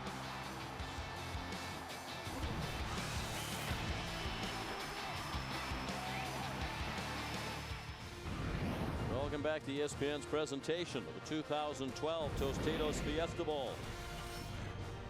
Stanford doesn't throw the ball deep very often. They don't have a lot of speed outside at receiver, but they've been effective tonight, Matt, when they have gone deep down the field. Yeah, he's 2 out of 3 past 15 yards. But think about that, Sean. The majority of his throws were all underneath because they can't really push it down the field. They had one blown coverage, and that was the one big play. But that puts a lot more pressure on the quarterback to be more accurate in a shorter space. Tied at 21. First possession of the 2nd half for the Cardinal. Quick hitter to the speedy Ty Montgomery. And it looked like he got tackled by the towel, or he might have been off to the races. Markel Martin, he yanked him down at the 42 of the Cowboys, a 17-yard gain. Those towels can be dangerous. Sometimes they could knock an eye out. You never can tell. But at the very least, they make a tackle. Well blocked on the perimeter, and then he just hits it in that crease. And now Stanford coming up quickly to the line.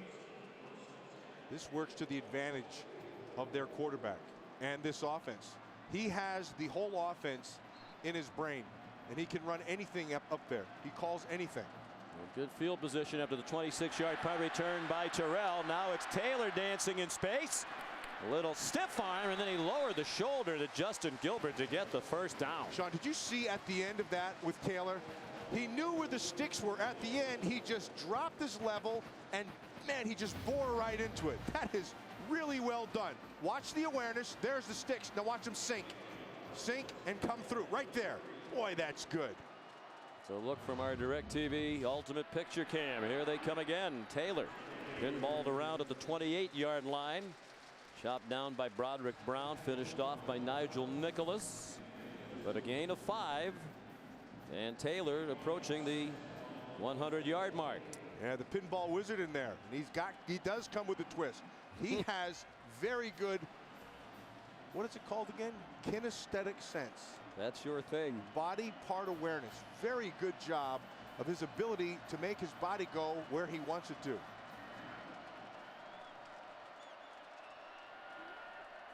Second and 5. Pressure. On the delay, Taylor. Markel Martin up from his safety spot, stuffed the run with help from Caleb Levy.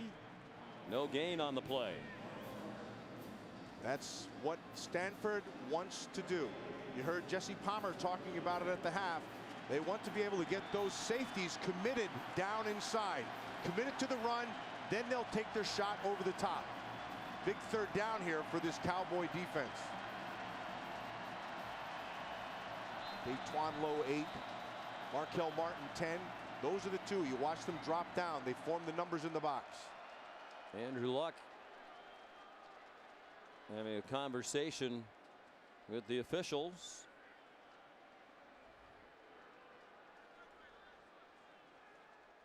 And there's a stoppage in play.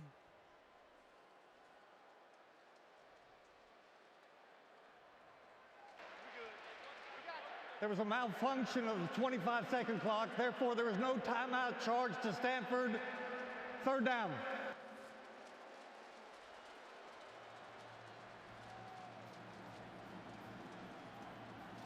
See the umpire standing over the ball, and then the referee will start the clock right now. Now he'll walk off it. And both the play clock and game clock are moving. Just underway, third quarter. Still tied at 21. That was the halftime score. For those who tuned in late, Stanford led 14-0. Scored first for the 24th time in their last 27 games. And the catch made by Zach Ertz for the first down. And that's important that they get the lead. Bill Young, the defensive coordinator of Oklahoma State, said one of the best things that can happen to us is to get the lead, and then maybe we can take Stanford a little bit out of that comfort zone with the run game. Yeah, and so far they haven't been able to do that. But he's called a heck of a game here tonight. He rolls the bones every now and then. And when he does that, he takes his chance with his blitzes, and he brings numbers to his side. He's done well. Taylor squirts through a hole. And got stood up at the 15-yard line. But it's a gain of 6. And Bill Young's been one of the best for a long time. 1968 graduate of Oklahoma State. He's been a defensive coordinator at Oklahoma, Ohio State, USC, Miami, and now back at his alma mater. And one of the really good guys as well. Really good guy. And he had a short stint up in professional football, Detroit Lions, as defensive line coach. And at that time, he told me, his heart was really back in college football. And boy, he has made his mark here. 103 yards rushing now for Taylor, his 6th 100-yard game of the season. And a little bit of a flinch by Jeff Minkin, the left end of that line. A false start against Standford. Prior to the snap, false start. 73 offense. 5-yard penalty remains, second down. Apparently Cameron Fleming flinched too. Fleming's number 73. He's up here. Just that little bit of fly in his shoulder, try to get it off. But both they ends caught of the him. line bouncing. Yep. Just a freshman. He's got a bright future. Big, powerful man. Yeah, 6'6", 307. One of 3 new starters on that offensive line, but they're wrapped around the All-Americans at left tackle and right guard, Martin and DeCastro. Now to the outside comes Taylor. Oh boy, what a night he's having. Not a big run, but he did well to get every inch of that inside the 16-yard line for a gain of 5. He got no help out of his pulling guard here. It's Yankee 54. Yankee can't quite get out there, so he has to use that on Broderick Brown, who's a very good open field tackler. Just a little dip back inside allowed him to get to the edge. He sets up this 3rd and about 4. 13th 100-yard rushing game. Only Darren Nelson and Toby Gerhart with more. Luck under center now, and a big 3rd down and 5, 8.5 to go, 3rd quarter. 21 all. Luck has his man. Touchdown, Zach Ertz.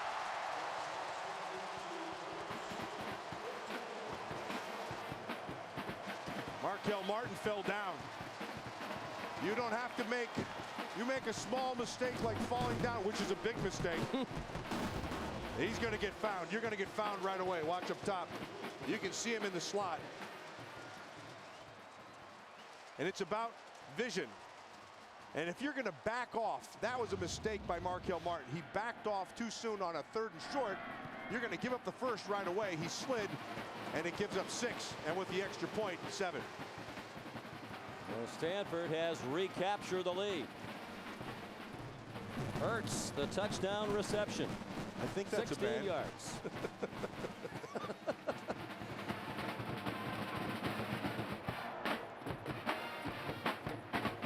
Zach Ertz with the 20th touchdown reception by a tight end for Stanford this year. More than half of their touchdown catches from the 3 tight ends, Ertz, Toilolo, and Fleener.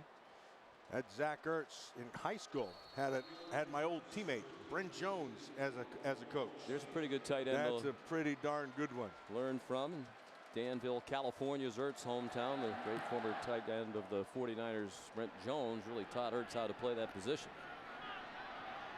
Justin Gilbert brings back Williamson's kickoff. Nice move to get away from Batamosi.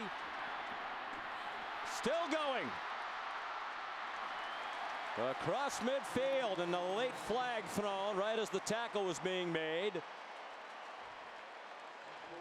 We noted earlier Gilbert has returned 4 kickoffs in his career for scores, 2 of them this year.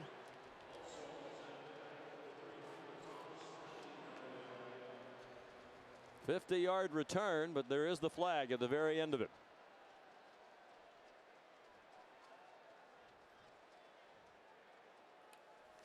There is no foul on the play. 1st down, Oklahoma State. It's a good job by the officials to be able to confer, talk it out, and then make the right decisions. Important to get it right. That's a nice move right there to get him to the edge. And then just good vision, Sean, cutting back inside. The kid's got some run skills. Oklahoma State's been playing from behind most of the night. They have not led in the game. They rallied from 14-0 down to tie it, then fell behind 21-14, tied it again. And trying to tie it yet again. Jeremy Smith gets the carry, a gain of 1. Here's Heather. Right before Brandon Whedon took the field, Mike Gundy came over to him and said, we need to play with more tempo, more speed. We thought they were already playing fast. We'll see how much faster they can go. We do have the first team all-conference right tackle Levy Adcock back on the field. And an All-American. His 27th straight start. They have one of the best centers in the country in Grant Garner. They fake a reverse handoff to Blackman. Threw it short to Randall for about 2 more. Chase Thomas and Terrence Brown on the stop for Stanford. Yeah, nicely done by Terrence Brown. He makes that play, but Chase Thomas is the guy because he forced him from the inside out. There was no cutback lane because of great hustle. 3rd down and 7. Oklahoma State 2 out of 7 on 3rd down tonight. Cardinal showing a blitz. Ooh. Little scared down here. He starts to back up off of Blackman. Whedon changing the play. Play clock at 6. They rush just 4, and it's dropped by Cooper. That's a rarity. Might have been turning to see what he needed for the 1st down. Instead, it's 4th and 7. Tarpley was right there, number 17, but you're right, Sean. This is usually money. Cooper's one of those guys who, like I said earlier in the game, he's a chain mover, and he's usually a guy who's extremely dependable, and that one bit him in the rear. Quinn Sharp in the punt. Terrell back deep for it. He was the leading punt returner in the Pac-12 this year, 12 yards per return. Another moon ball from Sharp, and it'll be downed inside the 3 by Josh Stewart.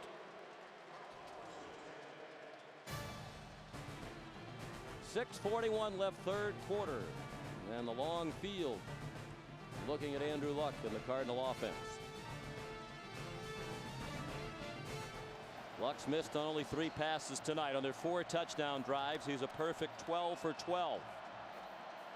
From their own 3, leading by 7, and a fumble recovered by Oklahoma State, as it looked like Mikan never got the handoff, and Markel Martin came up with it.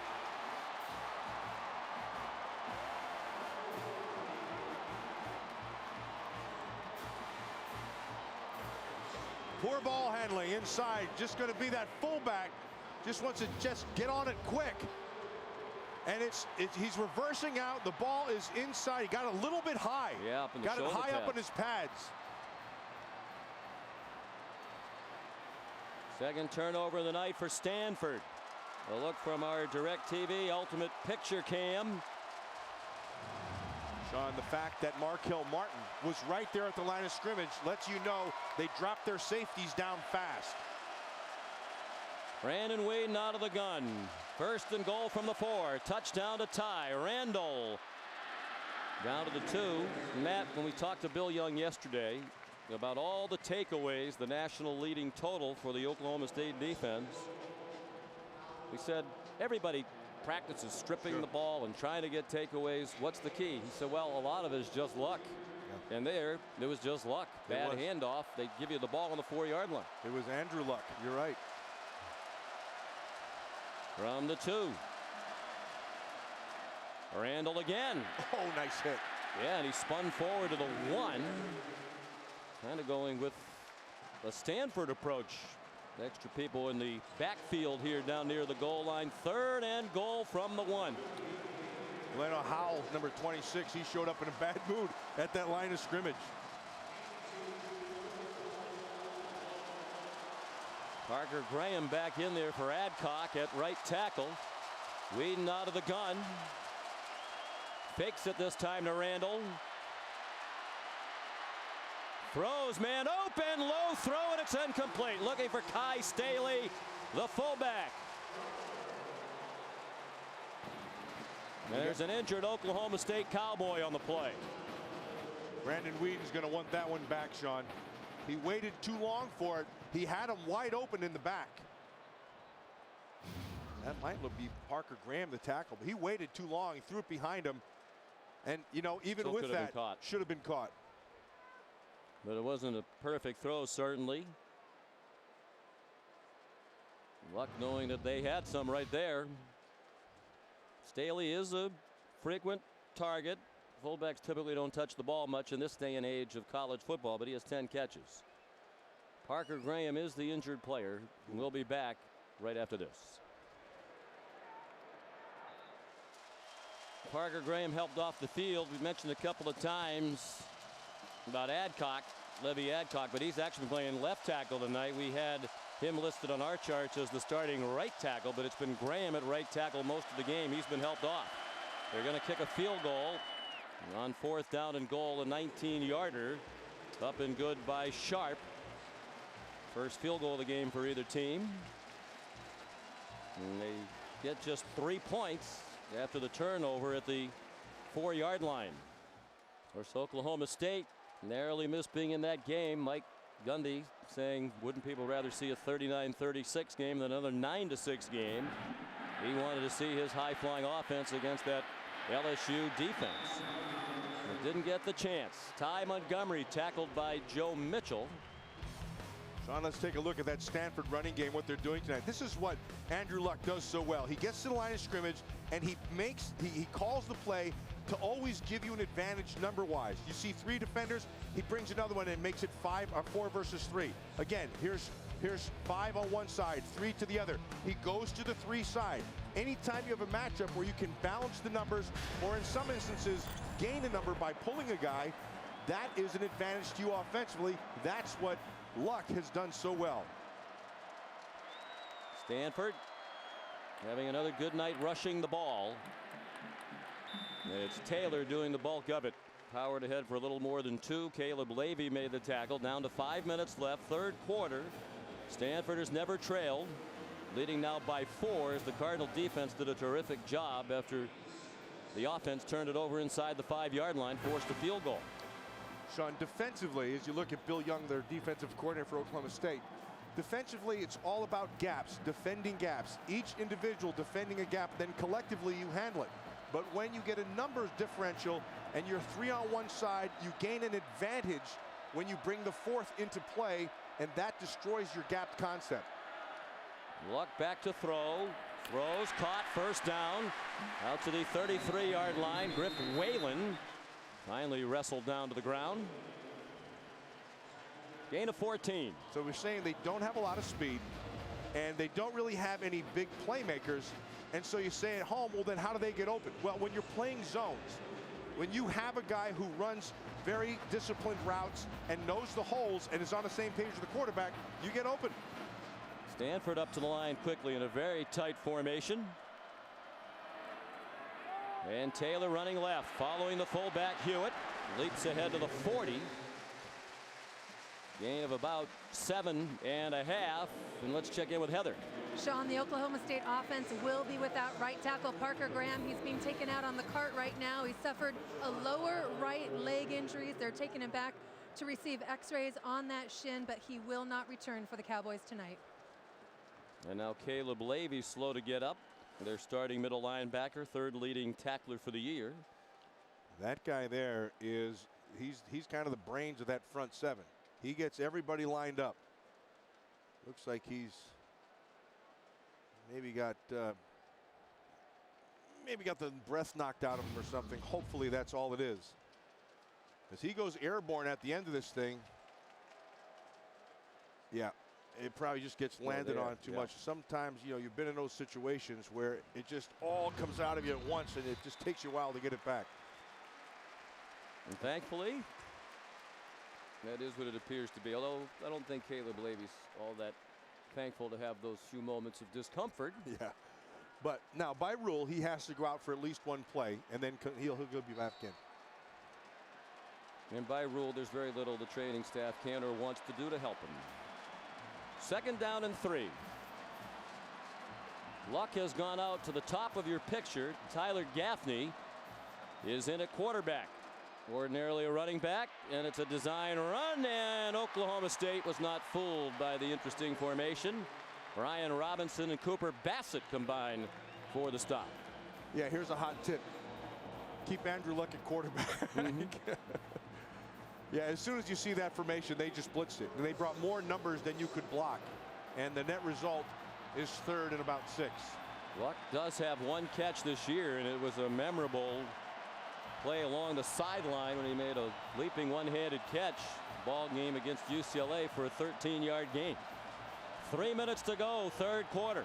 Big down here for this Oklahoma State defense. Luck with Stewart on his hip. Stewart stays in the block. And it's complete to Fleener for a first down to the Cowboy 49-yard line. Zach Craig, a backup safety, and Daytwan Lowe made the tackle. And now it's Fleener slow to get up. Well, this is only going to happen because they have good protection right here. And they bring pressure. So you've got 5 coming, and then it's Fleener on the backside. And Fleener push it up, and then he has good speed. But Andrew Luck, of course, is the key. Watch him. He thinks he has man-to-man, and when they're in man, you can do that. Go ahead and eyeball him the whole time. He knew where he was going. Well-thrown ball, and a first down. Fleener, a senior, 6'5", 254, heading to the NFL. He runs about a 4.5 40. From Lamont, Illinois. How about the story he told us yesterday? He was being recruited by the previous staff. Walt Harris was the head coach. He got fired. There was no coach. He took his recruiting visit when there was no football coach. There was they no hadn't one there. hired Jim Harbaugh yet. Exactly. He met Tara Vanderveer, the legendary women's basketball coach, and she was very impressive. And he said basically Stanford sold itself when I was there. Play action fake. Luck has a receiver wide open. First down. It's Levine Toilolo. The third tight end to catch a pass tonight for Stanford. He's down inside the 33. Luck's hit 11 in a row. That one good for 17 yards. Another advantage of Luck is he can roll both ways, and he's effective both ways throwing. Throws on the run extremely well, and Toilolo is the recipient. He's a big target at 6'8". 3 men in a line behind Luck. They shifted Minkin out. Now it's Jeremy Stewart spinning ahead to the 25-yard line. Father of Andrew Luck, and of course the head coach of West Virginia, Dana Holgerson, last year was the offensive coordinator at Oklahoma State. Taylor straight ahead for a first down, and again every ounce of effort to get everything he can and finish the run at the 20. The coaches talk all the time about finish. That's what he does extremely well. He sure does. And you know, a lot of time where he's been finishing has been off his offensive left side. And the reason is because he's got a good one right there. Jonathan Martin, that offensive left tackle, he has been securing that left edge a lot tonight. He has been dominating on that side. The top prospects in the upcoming draft, we assume he is a junior, could come back, but the expectation is both he and David DeCastro, the junior right guard, will go. Ryan Hewitt couldn't catch the pass from Luck, and his consecutive completion streak's over. But we have, in the opinion of Todd McShay and Mel Kiper, 4 of the top 15 picks in the upcoming draft.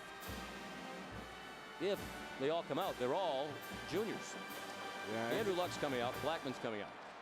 And generally, the strength of every class, Sean, a draft class, is the junior class. They are the best players. All 4 of them are expected to end their collegiate careers. Castro and Martin already have degrees. Andrew Luck does as well. He goes out of the gun on 2nd and 10. Look out from behind. He's sacked by Jamie Blatnick.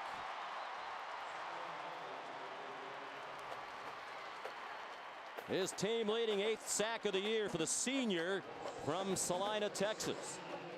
Yeah, you can see right down here, it's Jamie Blatnick. And talk about getting vertical. See, they block down inside, and then Taylor tries to cut him. But Blatnick has the wherewithal to be able to just go right over the top. Jamie Blatnick has been fun for me to watch because he's a powerful kid. He's a 500-pound bencher, which there are not many of those around. And with athleticism, too, as we just saw, leaping over the block, 3rd and 16. Luck set up the little screen to Montgomery. Turns the corner. And out of bounds. But with a first down, there is a flag on the play. On the edge, it may be on Whalen down the field with the hold. He comes up gimping, too. That's not good. He's the only speed they have in that offense. On the outside receiver position, certainly, and it is against Stanford, wiping out an 18-yard gain and a first down. And they'll take it from the point. After the pass and during the run, holding number 17, offense, 10-yard penalty, replay 3rd down.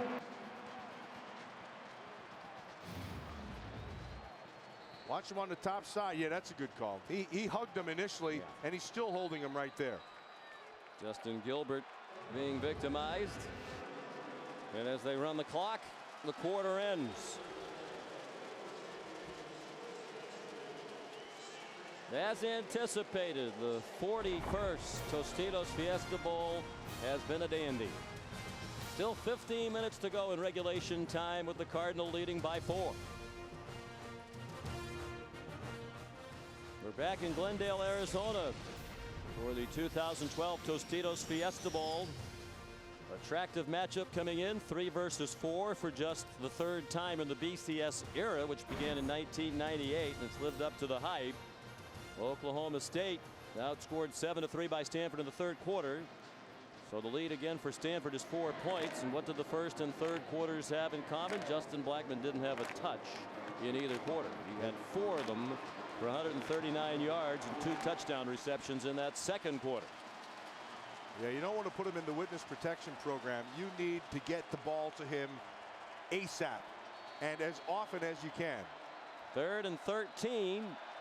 A big stop for Oklahoma State if they could force a field goal try, and even if it's made, keep it a 1-score game.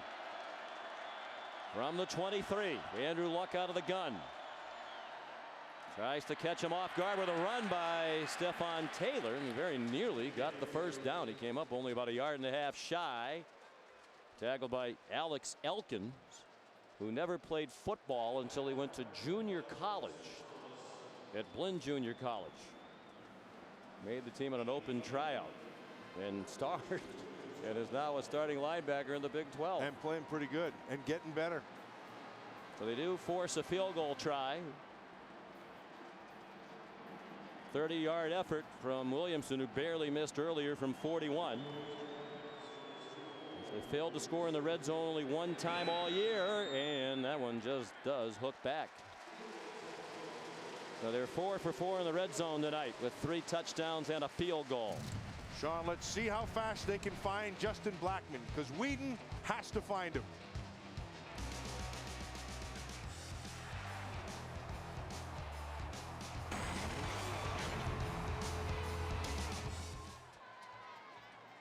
And we're back at the Tostitos Fiesta Bowl, just underway in the 4th quarter. Stanford with a field goal has pushed the lead back to 7.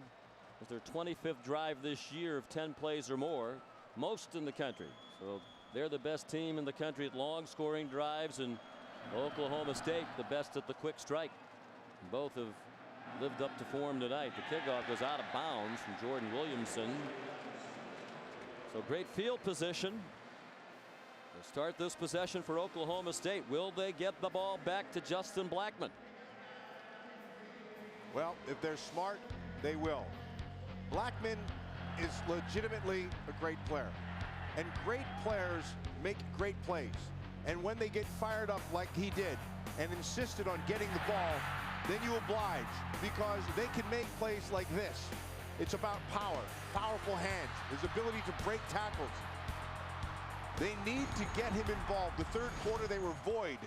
Justin Blackman's letting them know right now, hey, here I am, get me the ball. For the moment, it looks like he has single coverage with Terrence Brown. Whedon looks right, but throws down the middle, incomplete, intended for Colton Chelf, with Michael Thomas, the safety, flying by. Sean, that's the look they want to give, but what they're doing at the snap of the Stanford Cardinal defense is they're taking the safety and they're sticking him over the top. They do not want Blackman to get on top of that coverage.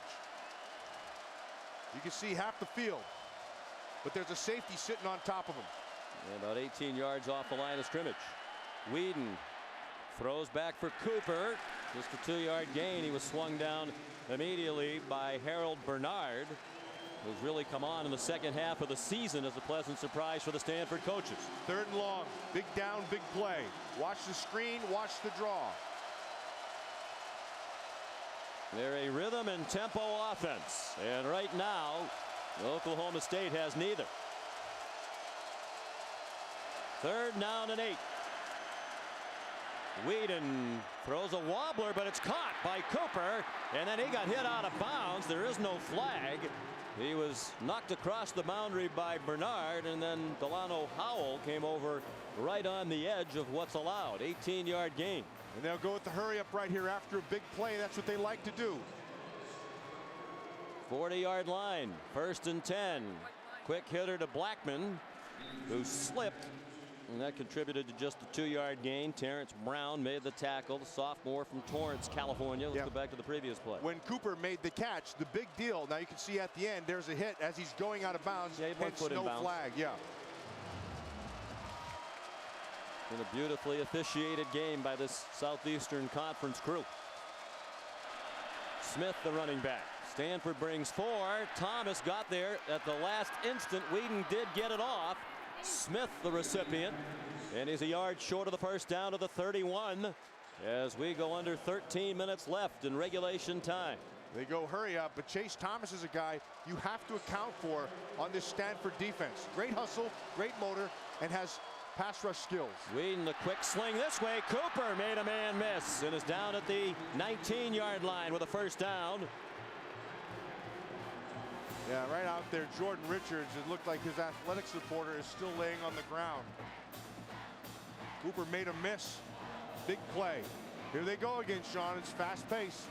if I have time to say it between plays, Miles Mawagatu-Tui made the tackle for Stanford. Cooper yanked down by Delano Howell, was first team All Pac-12 at safety, despite the fact that he missed 3 games with a hand injury. You can see that right hand is still heavily wrapped. That's how much respect the coaches in the Pac-12 have for him. Missed 3 games, still first team. He is a big hitter in the back of that defense. 2nd and 8. A touchdown and the extra point to tie for Oklahoma State. 12 minutes to go. Whedon down the seam. Blackman again, a touchdown. His 3rd of the night. That's completely on the safety. You have him back there for a reason, Sean. Lined up on the corner, and you're backing him up with the safety. Now you turn him over, and now he becomes a safety splitter. Oh, he slipped. Yeah, it wasn't even close. Miles, say it again. Mawagatu-Tia. Mawagatu-Tia. Mawagatu-Tia. Yeah, Mawagatu-Tia had a slip. Not good. The extra point good by Sharp. As the great Frank Broyles used to say with Keith Jackson, Weah is the safety man. Exactly. In this instance, he slipped.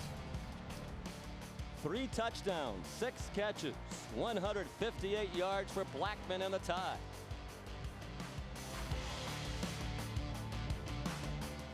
Here we go indeed. Set up for an extraordinary finish. Stanford and Oklahoma State tied at 31. Larry Fitzgerald, the star wide receiver of the Arizona Cardinals, enjoying this one. What a game he had yesterday. Several tremendous catches in their overtime win. And he has to appreciate the great work done tonight by the future NFLer Justin Blackman. Yeah, Larry Fitzgerald is a rare one and a great one. And when the game is on the line, you get him the ball. And that's what the Cardinals did at the end. And Blackman's doing now. Now it's the Cardinal on the return. Ty Montgomery bringing back the Quinn Sharp kickoff. He got knocked across the boundary near the 32 by Andre May. Here's Heather Cox. The Stanford offense will be without tight end Kobe Fleener. The last series you saw him come off limping. They retaped his right ankle. He gave me a thumbs up, said he was good to go, and then as he jogged out, he immediately returned to the training table, had the tape removed. They've now put ice on it. I've been told that his return is doubtful. Good thing they have a deep core of tight ends, guys. Yeah, but that's still a huge loss, as you know, Heather. 32 catches, 20 yards per catch. Leads all FBS tight ends in touchdown receptions, particularly a favorite of Luck in the red zone where they're so outstanding. From the 31, 1st and 10. Stanford has not trailed in this game. They led by 14 at 14-0 early on. Stephon Taylor bounced back after he crossed the 35. Markel Martin made the hit. Senior from Wichita Falls, Texas, playing in his final game for the Cowboys.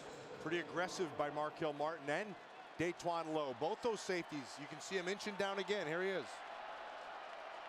And the formation would dictate that. 8-man front. 2 fullbacks in the game, leading the way for Taylor, who ran into the tight end Toilolo and slipped forward. Across the 38-yard line and a big 3rd down at about 3 here. A short 3 for Stanford with 11 minutes to go. Stanford is very comfortable with getting to 3rd and 3. That's what they call 3rd and manageable.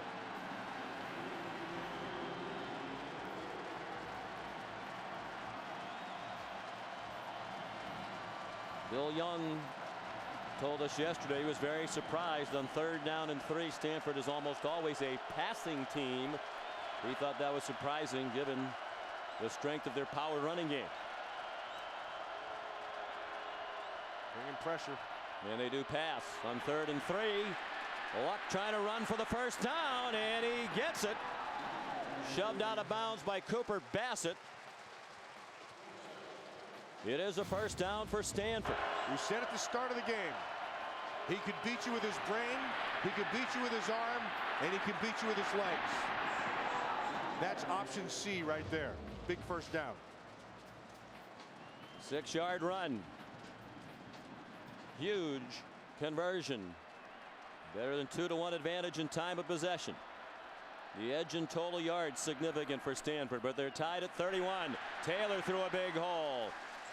Seems to have another first down inside the 46 of Oklahoma State, where Alex Elkins having a made big the tackle. night. Yeah, having a really big night, Sean, is Taylor. And watch him. He's just going to foul 52 DeCastro with a nice block. They're pulling him on a power on the inside. And then it's get your eyes up. And like you talked about earlier, he finishes his runs really well. There's DeCastro, a projected first-round pick, a unanimous All-American this year. Had a great year. Out of Bellevue, Washington. 149 yards rushing for Taylor. On his way, it seems, to his career high. He might get it. Come very close to it on that run. He got to the 42-yard line. His career high is 153. Again, it's David DeCastro on the inside. Just lower your pad level and then gets the movement. That's on Rashedi Jones. And he, again, like a good running back, he just keeps on driving his legs. Second down, 6. It is a career high for Taylor, trying to add to it. He has 154 before this carry. Trying to get away from Markel Martin, who wrestled him down, but it's another first down for the Cardinal at the 29-yard line. 12-yard run. Nice job. Monken, number 10, does a good job of securing the edge. You're going to see him. And then here comes DeCastro again. It's everybody's assignment football. Get a guy on a guy. That's what they do extremely well. Nice job by Hewitt, 85. And then Markel Martin, with a good angle, is able to run him down. Just have so many players on this team who filled the role so well, as you saw from our DirecTV Ultimate Picture Cam. Once again, Luck is not the quarterback. Tyler Gaffney is, and again he gets splattered. They've tried that twice, and it's been dropped for a loss both times. Jamie Blatnick said, "Get that nonsense out of here." Oh, man. Blatnick shows up in an angry mood right here. See, Elkins does a nice job of forcing it back inside. DeCastro's on top of him, but because he holds the edge that time, Blatnick can lower the boom. I think Gaffney might say to the coaches, you know, it's okay with me if Luck plays quarterback on every snap. Yeah, exactly. 3-yard loss. They're back to the 30. Taylor in trouble, and they're going in reverse. Great penetration again. Martin up from the safety spot. Blatnick in there again. And that's Bill Young, and he's bringing pressure. Markel Martin down, that's your safety, and he comes with the safety, putting him in the box. And because it's Lewis, 11, who makes the play. Lewis makes the play off the edge, forces it back inside. Martin and Blatnick make it and sets up this 3rd and long. And they might have backed out of field goal range at this point. It would be a 50-yarder from here. The long for Williamson is 45. Long time in the huddle for Stanford. They break the huddle with 10. 3rd and 14. Tie game, approaching 7 minutes left. 14 yards to go. Luck flushed. Throws on the move. Caught! First down. Griff Whalen refusing to go down. Finally taken to the turf.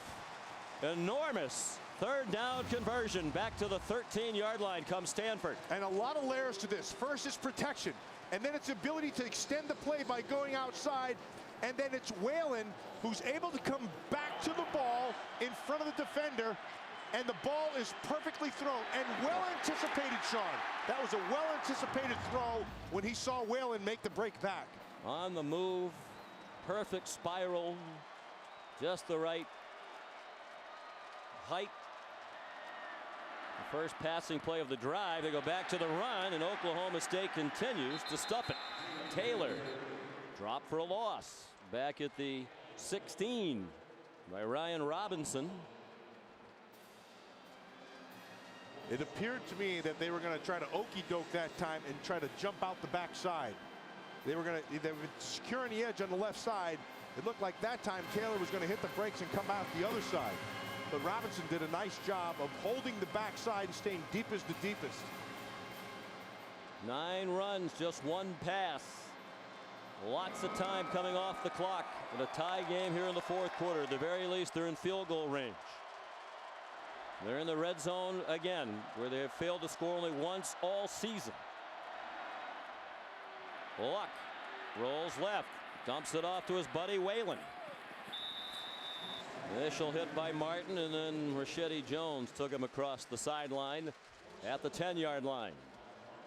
You know, Whalen and Luck are roommates, like you mentioned, and you mentioned about how Whalen kind of annoys him at times, always having to do something. He's fidgety. And Whalen says, well, what do you expect? The guy likes to go to bed at 10:30 every night. I got a kick out of that. If you're going to play quarterback as Luck does, you need to get your rest. Here's a big play from the 10-yard line. Again, a long time in the huddle. And they're going to use a timeout. Timeout. Oklahoma State has their first charge timeout of this It's the half. Cowboy defense calling the timeout. 3rd and 7 when we come back. A tie game with 5:12 to go.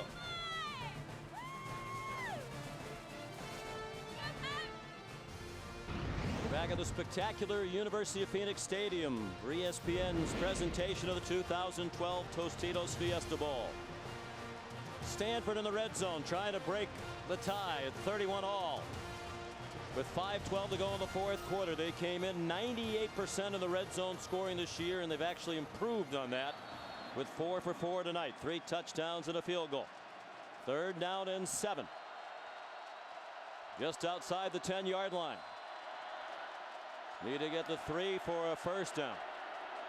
Whalen back and forth and back again in motion. Fake to Taylor. Luck dumps it to Whalen. Banged out of bounds just shy of the goal line. Got the first down. Tried to get the 6, and Broderick Brown wouldn't let him do it. Broderick Brown, the Bulldog. Boy, he's taking himself out. That was a collision down there. A big one. Well done. They bring him out of the backfield, sneak him into the flat, and then they roll him. Watch the hit. Ooh, that's a big one. Broderick Brown knows he cannot let him into the end zone, and he gives you everything he's got. Lowers his pad level, runs through it. And you know he doesn't want to come out. They call him Bulldog because he's as competitive as anybody Bill Young's ever met. From the goal line, it's Taylor surging, still fighting. And apparently in now, says the line judge. Touchdown in the lead for Stanford.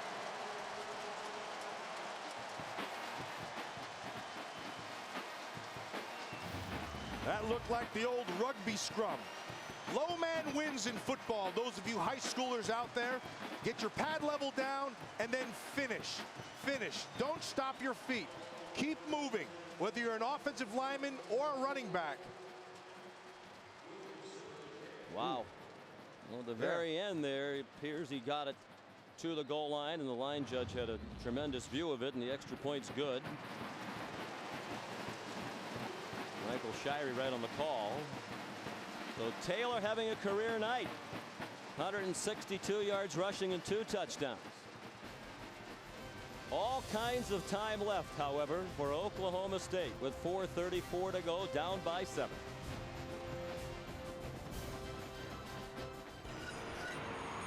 Welcome back to ESPN's presentation of the 2012 Tostitos Fiesta Bowl, developing into a classic. 13-play drive, 69 yards. Andrew Luck was 3 for 3 passing. Most of it was done on the ground. With Luck on their 5 touchdown drives tonight is 15 for 15 passing. They converted a 3rd and 3 when he ran for 6. They converted a 3rd and 14 when he threw to Whalen for 20. They have not trailed, but Oklahoma State has been answering all night long, and they have 4.5 minutes and 2 timeouts, and Whedon and Blackman at their disposal. And a very good kickoff return man as well, Justin Gilbert from the 2.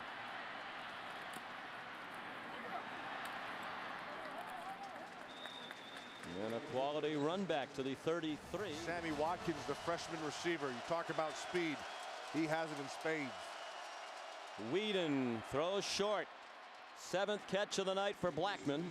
who's caught 3 touchdown passes to tie the Fiesta Bowl record. Corey Gatewood, the converted wide receiver, made the tackle. It's a gain of 7. Darnell McDonald and Rhett Dawson, Kansas State and Florida State respectively, the others with 3 touchdown catches in a Fiesta Bowl. Late blitz. They still got a hit on Whedon, and the pass falls in the neighborhood of Blackman, but incomplete. And here's 3rd down and 3 with 4:05 to go.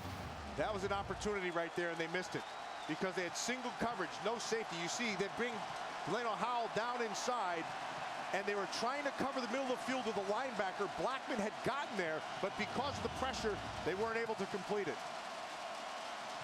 4 for 11 on 3rd down tonight.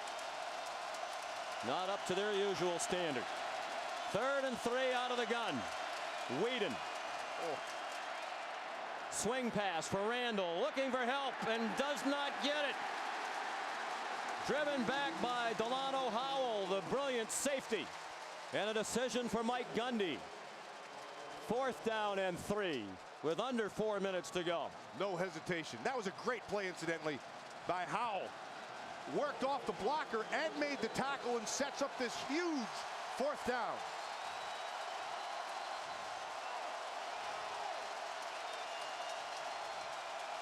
Fourth and 4, Oklahoma State. 3.5 to go. They're at their own 40 and down by 7. One-on-one outside with Blackman. Whedon, the slant, caught by Blackman. 1st down and much more. To the 39 of Standford. 21-yard gain, and the stars are shining brightly when it matters most on both sides tonight. No hesitation. That's a gimme. You get one-on-one with him, throw it. Standford clearly winded in the rush. No pressure on Whedon. Randall running room down to the 20-yard line. 19 more. The Standford defense very tired. Howell made the tackle. 3 minutes to go. Blackman's on the sideline trying to catch his breath. They're walking around. You're right, Sean. They're gassed. Both teams exhausted.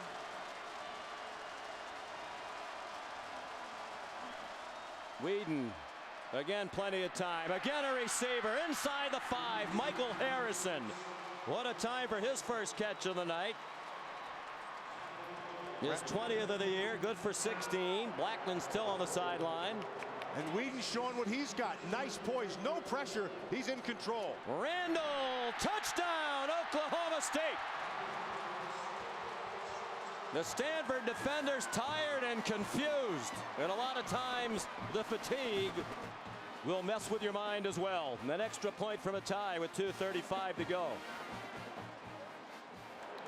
It's all about decisions, Sean. Decisions under pressure.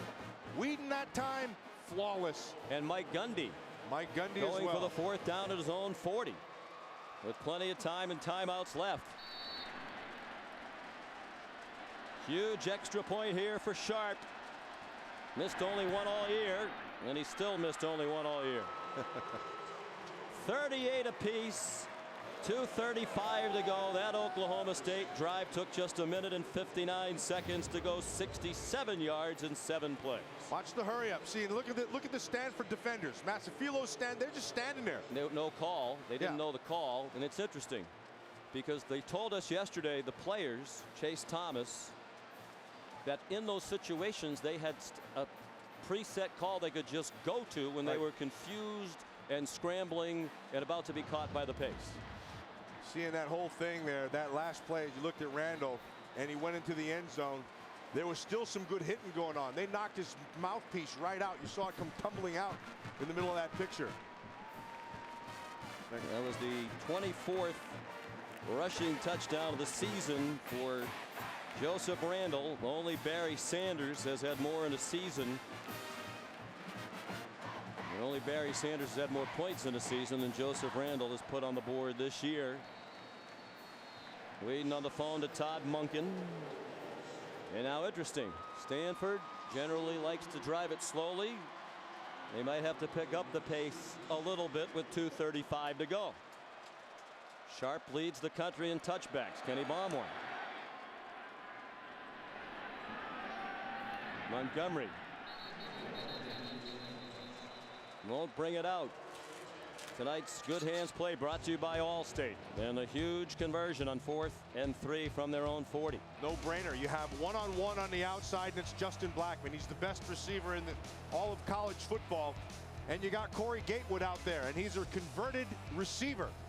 And he just, that was like stealing. Watch him, little bounce to the outside, opens his hips. Once his hips are open, Blackman's off to the race.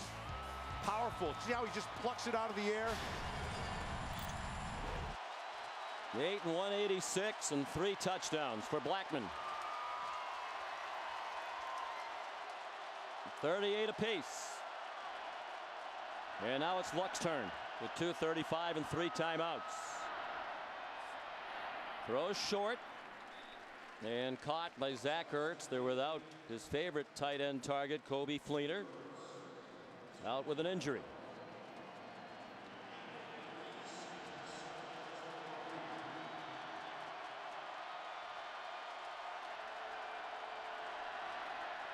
He's in control. He's directing everybody at the line of Who scrimmage. does he remind you of? Peyton Manning. No question. Might be a teammate of Peyton Manning. Might be the heir apparent to Peyton Manning. Throws short. Taylor has the first down. 32-yard line. Clock stops to move the chains. 1:56 and all 3 timeouts still for Luck and the Cardinal. Now, I always have talked about this. It's not about the decisions. It's decision making under pressure. And that's what he does so well. Great poise. 306 yards passing for Luck tonight. Throws to Ty Montgomery. He's out of bounds with a 9-yard gain. And a field goal could well win it. Williamson has a long of 45 this season. Wasn't so sure that the Oklahoma State Cowboys got everybody off the field in that one. They were still kind of stumbling off the sideline when that ball was snapped. The freshman Williamson could be thrust into a huge spotlight in moments. 2nd down and 1. Luck has moved past John Elway on the Stanford all-time career passing yardage mark tonight. Here comes pressure.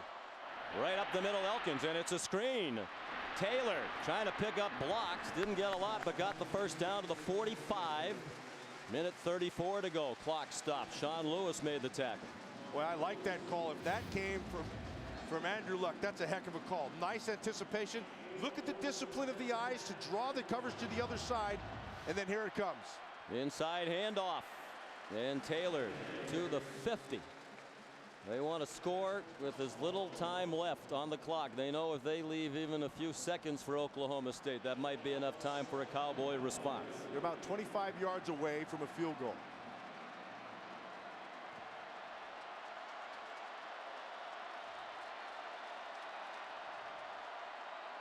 Five-man rush. Here comes a 6th. Luck got it off. Jeremy Stewart up the near sideline. Inside the 30 and chopped down at the 25. And there's your 25 yards. But that is all on Luck. He felt the pressure. Pressure in the face. Watch him scan. He sees the open receiver and just gets the ball right where it has to go. Great poise. And another big play by Stewart in his last game for Stanford. This is from right here, Sean, is a 42-yarder. They want more yards here, obviously, at 50 seconds. That's like 2 scoring drives for Oklahoma State. I believe it's Daytwan Lowe, the injured player, their starting safety and leading tackler.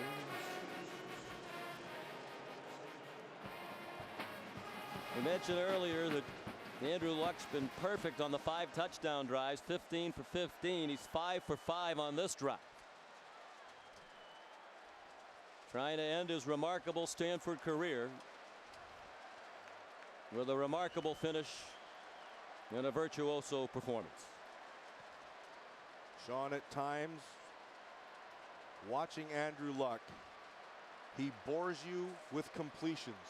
He bores you with efficiency and bores you with good decision making as they march down the field for a score. Lowe being helped up. With all due respect to the great Robert Griffin III, in my opinion, this is the best football player in the country. And I think he's going to have a career like Peyton Manning and John Elway in the National Football League. We talked to David Shaw yesterday. Said, what kind of a year has Andrew Luck had? He says it's the best I've ever seen anybody play the sport of football. He knows what he's given him to work with and what he allows him to do at the line of scrimmage. And that's why he says those things. A good timeout. I was just going to ask you, Matt, if Oklahoma State should start using its timeouts. Yep. Stanford has plenty of timeout. They're in field goal range. They have their timeouts. Oklahoma State has to start thinking about getting the ball back.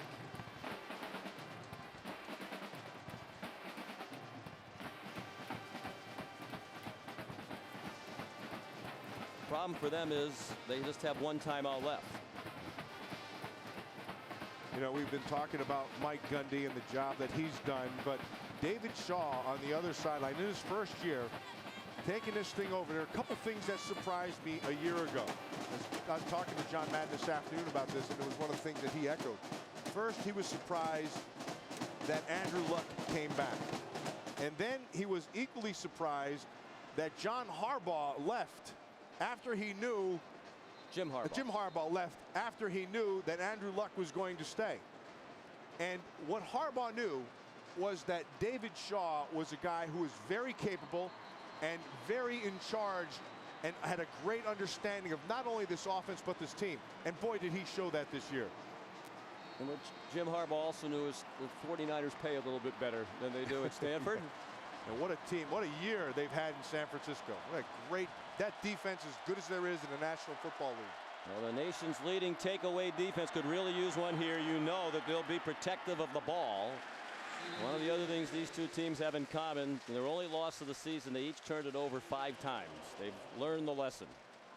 Taylor the carry, and Oklahoma State has the one timeout left, but they're not going to use it. And it's looking more and more like it's going to come down on the foot of the redshirt freshman, Jordan Williamson. From the 20, that's a 37-yard field goal.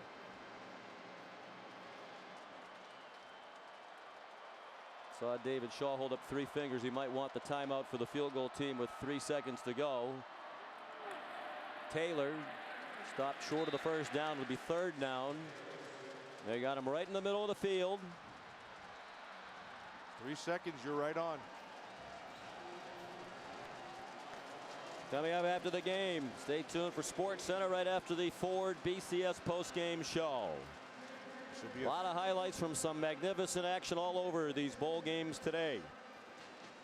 And Sean, this will be a 34-yard field goal attempt. It's at the 20, no, I'm sorry, it's a 17-yard line. 17-yard line, that's the 24, that's 34 yards. Heather? Jordan Williamson is a man on an island, except for when coach came over and said, just relax, this is fun. At that point, Jordan Williamson took a knee, took a deep breath, rolled his shoulders, and started practicing again, guys. This is a freshman. He's had an excellent year, redshirt freshman out of Austin, Texas. Second team all Pac-12, missed 3 games late in the year with a leg injury, but came back for the final 2. He's 1 out of 2 tonight. Just missed from 41, made a 30-yarder. Missed only 1 all year from inside 40 yards.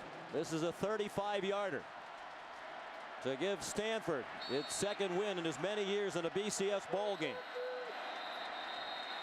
Timeout. Timeout. Oklahoma State, that is their 3rd and final timeout. This will be a 30-second timeout. And that's what he saved his last timeout for.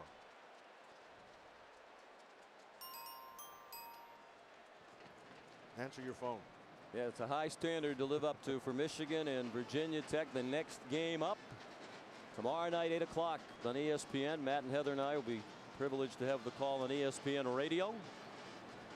The All-State Sugar Bowl.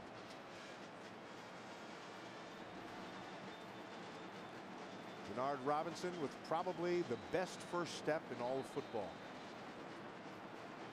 And the first step for Williamson better be a good one here. highly recruited kicker out of Westwood High School in Austin, Texas.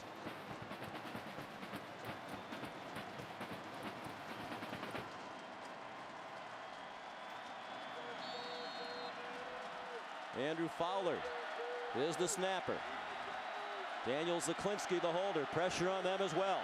Perfect execution in that part. The kick is no good. He hooked it badly to the left.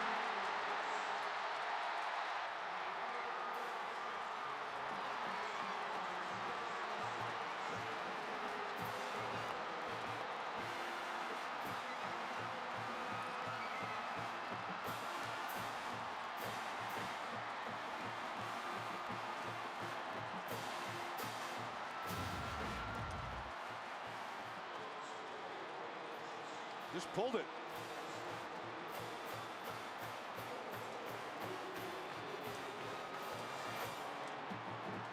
He was 11 for 12 from inside 40 yards this year.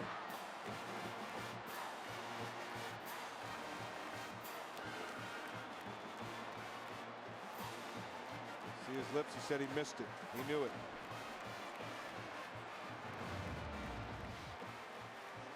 And Matt, we've talked about it all night long. Their success in the red zone. Just the second time this year they failed to score in the red zone. And we're heading for overtime, tied at 38.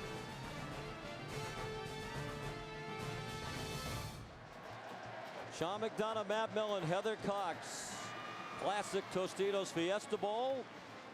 And we get to enjoy it for a while longer. Stanford and Oklahoma State tied at 38. The end of regulation. The Cardinal not trailed in the game all night. Here's Gentlemen, Tom we're Ritter. entering the first overtime period. In the overtime period, the winner of the toss will have their choice of offense, defense, or end of the field. They will have that choice in the first and every odd period. The loser of the toss will have their choice in the even period. Each team will have one timeout per overtime. They do not carry over.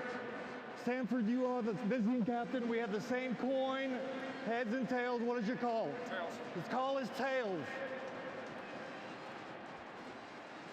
It is heads.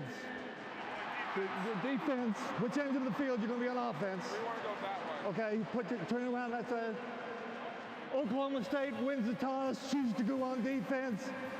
Stanford's on offense, first down.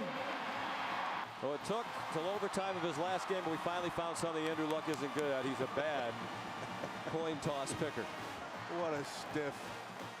And usually when you have the choice, you go on defense because each team's guaranteed a possession in overtime, and it helps to know what the other team did. Then you know what you have to do when you get the ball. Possession starts from the 25-yard line going in. You would think it's a format well suited for Standford given their effectiveness in the red zone, but they just missed for the second time all year in the red zone. They are now 70 for 72 once getting into the red zone after the missed field goal by Williamson. Third overtime game in the history of the Fiesta Bowl.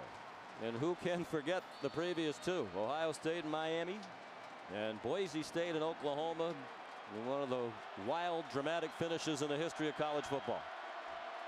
Luck under center. They start with Taylor. And he bends forward near the 20, a gain of 5 for Taylor, who continues on a career night. 175 yards rushing. He said at the start of this game they would be patient with that running game, and they have been. Luck is 26 out of 30 for 344, 2 touchdowns, an interception. There was movement along the offensive line.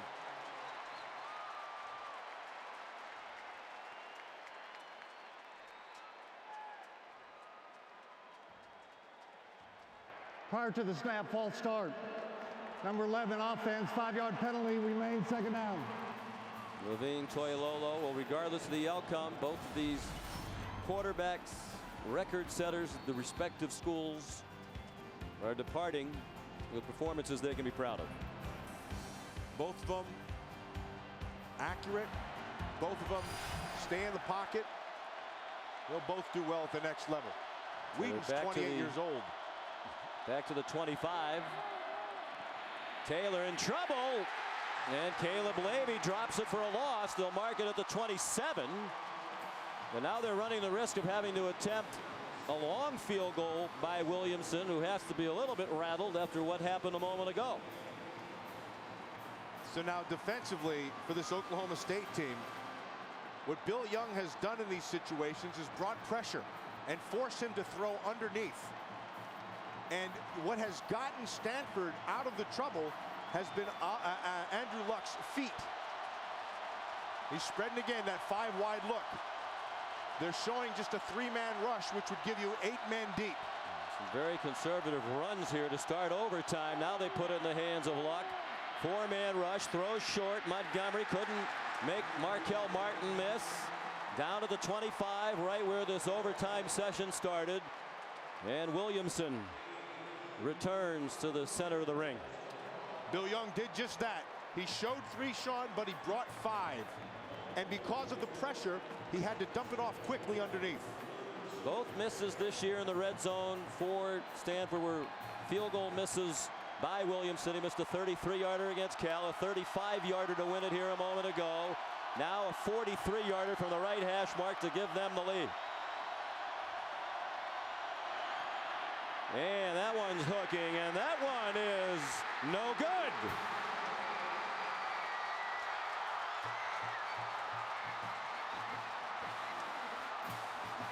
That time there was a little bit of an issue with the snap and hold. Snap from Fowler, bounce back. Yeah, he rolled it back and did a nice job of getting that thing back up, Sean.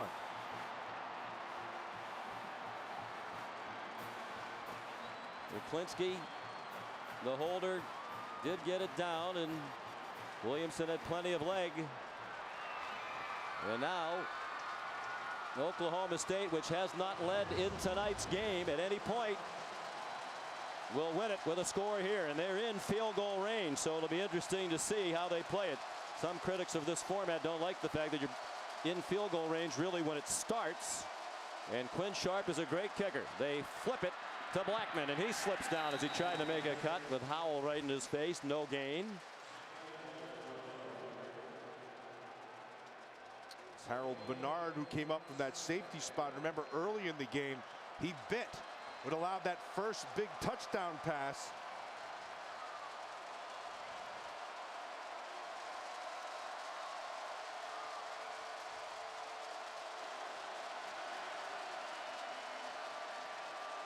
Standford brings pressure. Whedon throws down the middle, and it is caught by Chelf for a touchdown.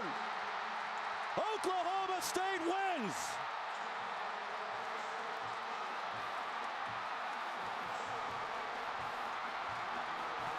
Matt, I would think we might have a review to make sure that Chelf got into the end zone. It was very close as to whether or not a knee was down before that ball got in. Yeah, they'll review it. It's a scoring play, and they're going to have to get all those people out of that end zone. Review. And Colton Chelf, if it stands, the unlikeliest of heroes, surrounded by stars on both teams. Here's a senior who came as a walk-on and had only 16 catches all year. He made a very nice catch in his fingertips. And, ooh, I don't know about that. Great look at it. When does the knee touch down? Yep. There you go. Knee down. Well, it's not down yet. It's down now. It's about and the ball's not in. I think they're going to spot it at the half-yard line. Yep.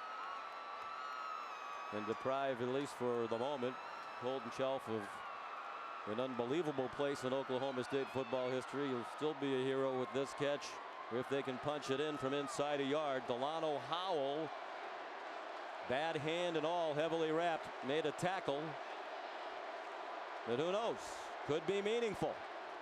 Sean, that's a great job by Shelf, but an even better job by Whedon. He found him and right on the button, right where the ball had to be. And it allowed for this to happen. And it looks like, after further review, the runner was down with the ball at the half-yard line. It'll be first down and goal at the half-yard line. Oklahoma State.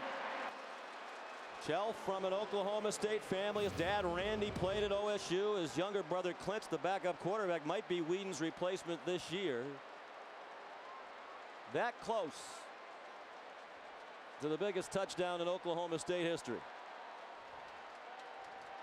He has 5 catches for 97 yards after that 24-yard play. Now what do you do if you're Mike Gundy? Get the ball in the middle and kick the field goal, or hand it to somebody and pound it in, or have Whedon keep it and pound it in? I'd run it in right here. Put it in the hands of a guy who's done it before and is trustworthy. Randall would be that guy. That would be Randall. Although Smith is a power back as well. Sean knows that Stanford needs a miracle now, but stranger things have happened. They do send the offense back out. At the very least, if they're going to try a field goal, they want to get Sharp off the left hash mark. It would be a very sharp angle, no pun intended.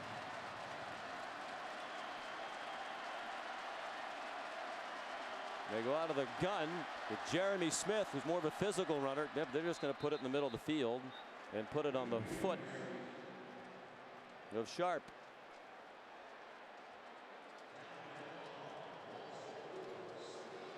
No surprise, Sean, that the times that Oklahoma State moved the ball was in the second and the fourth quarters. And the reason?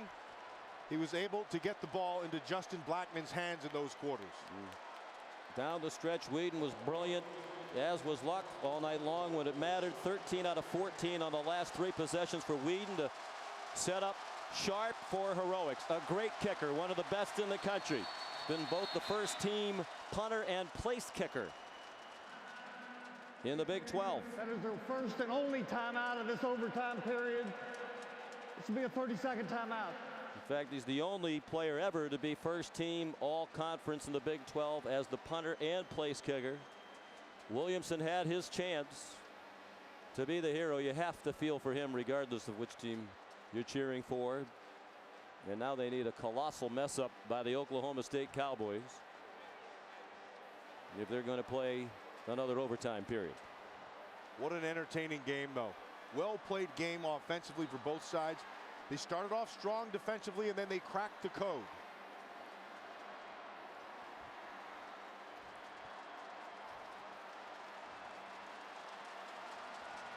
Sharp 1 for 1 tonight. The chip shot 19-yarder. 21 out of 24 on the season. Has not had any blocked. Connor Serko is the snapper. Wes Harlan the holder to win it. It is good. Oklahoma State with a flag down has won the Tostitos Fiesta Bowl.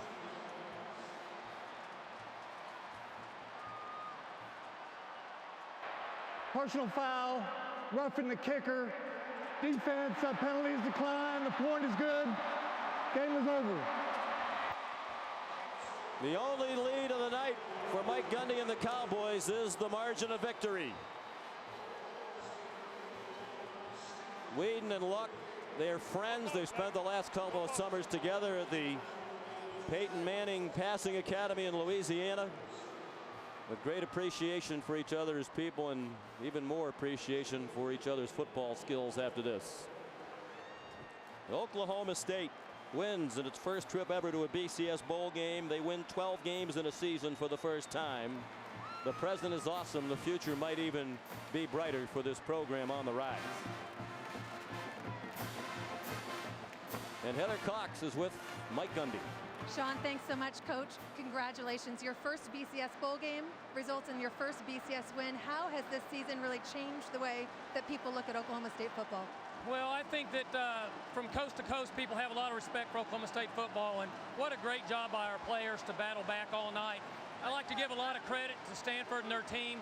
I mean, what a great effort, what a great football game. We talked about this being a great game, and I'm just really excited for everybody, and I want to dedicate this win to the 4 victims of the plane crash.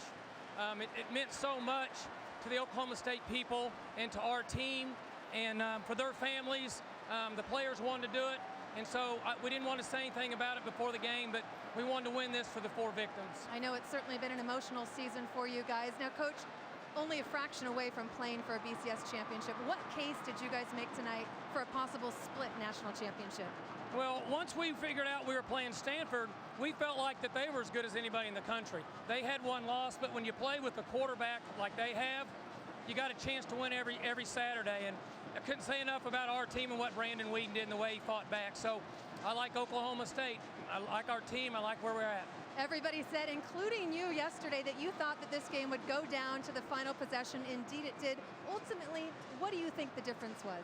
Well, our team rallied. Every time we got down, they just found a way to come back. And they've been very resilient. The coaches did a tremendous job. I don't know how many people we had here. I'm going to guess 35 or 40,000 people wearing orange. It was a group effort, and that's what it takes to have success. Coach, enjoy the victory. Congratulations. Thank y'all. Thank you. Sean? It also takes a little luck, and at the end of the game, luck was on the side of Oklahoma State when Williamson missed the field goal that would have won it. And there would be no celebration like the one we're watching for the Cowboys. And he referenced the plane crash on the day that Oklahoma State suffered its only loss of the season at Iowa State, November 18th. Women's basketball coach Kurt Budke, his assistant Miranda Cerna, pilot Olin Brandstetter, and his wife Paula were killed in a plane crash. They played the game that day with very heavy hearts. Who knows how much, if at all, it impacted their performance that night, and given the loss of life, it wasn't important in the larger scheme of things. But they rallied back from that adversity with an unbelievable performance, the biggest win over Oklahoma since 1947, and they cap it with a scintillating win over an outstanding Stanford team. Mike Gundy called the best team they played all year. They lived up to that tonight. Let's go back to Heather. Sean, thanks so much. Joined by Brandon Whedon and Justin Blackman. Justin, congratulations. Now, early on, you appeared on the sideline to be frustrated. How did you get your game going to finish with 3 touchdowns? And, you just got to stay positive, put the pass in the pass, and, you got to finish the game. It's 4 quarters of play, and that's what we did. Now, you haven't made any formal announcements, but even Coach Gundy said he would be shocked if you came back to Oklahoma State. Are you ready to make an announcement? I think I am. I think I'm going to go ahead and enter the draft and, see what happens after that. We wish you the best of luck. Congratulations. What a way to end your career at Oklahoma State. Thank you. Got a lot of help from your quarterback as well, Brandon Whedon. Congratulations on an outstanding performance. You started the game, your very first throw, an interception. How did you recover and regain composure? Oh, well, you got to put it behind you. As tough as it is, you got a little jitters, you're excited, you want to get out there and play, and all the stuff goes into it. You just I try to do too much, and just got to settle down. The first quarter wasn't very good for us, and we kind of had a setback, spotted on 14 points, and we bounced back and ended up winning a big game for us. And you guys certainly dodged a couple bullets. What were your reactions when Stanford missed not 1, but 2 field goals to keep you guys in this? Obviously, we were excited. We had one kind of that didn't go our way in Iowa State. Mishap there, and everything happens for a reason. I ended up winning it, and you got to give Stanford a lot of credit. That's a good football team. I mean, their defense is one of the best I've faced all year, and that's like I said, it's a good football team. You cap off an amazing career at Oklahoma State with a tremendous performance tonight. Next up for you, the NFL draft. What are you hoping for? What are your goals on draft day? Just put myself in a position where I can better myself in my career. I think these next few months are going to be big for me. I'm going to start training and just like I said, just get better, continue to get better, and I'm looking forward to another chapter of my life. You put together a great resume tonight. Congratulations. Thanks, Heather. Sean? He's had a remarkable life. Minor league baseball for 5 years, walked onto the program, wasn't sure he'd ever get a chance, became one of the great quarterbacks of his time in college football, one of the greats in the history of the program, and led them to their biggest win ever here tonight.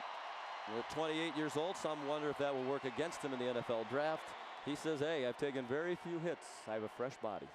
And he is an accurate thrower, and there aren't very many of them. Blackman had 8 catches for 186 yards in a Fiesta Bowl, tying 3 touchdowns. Whedon finished with 399 on 29 of 42 and 3 touchdowns. And as is so often the case, it comes down to the kicker. Georgia couldn't kick one in the Outback Bowl earlier today and lost. Stanford couldn't kick one and lost. Quinn Sharp kicked one and won.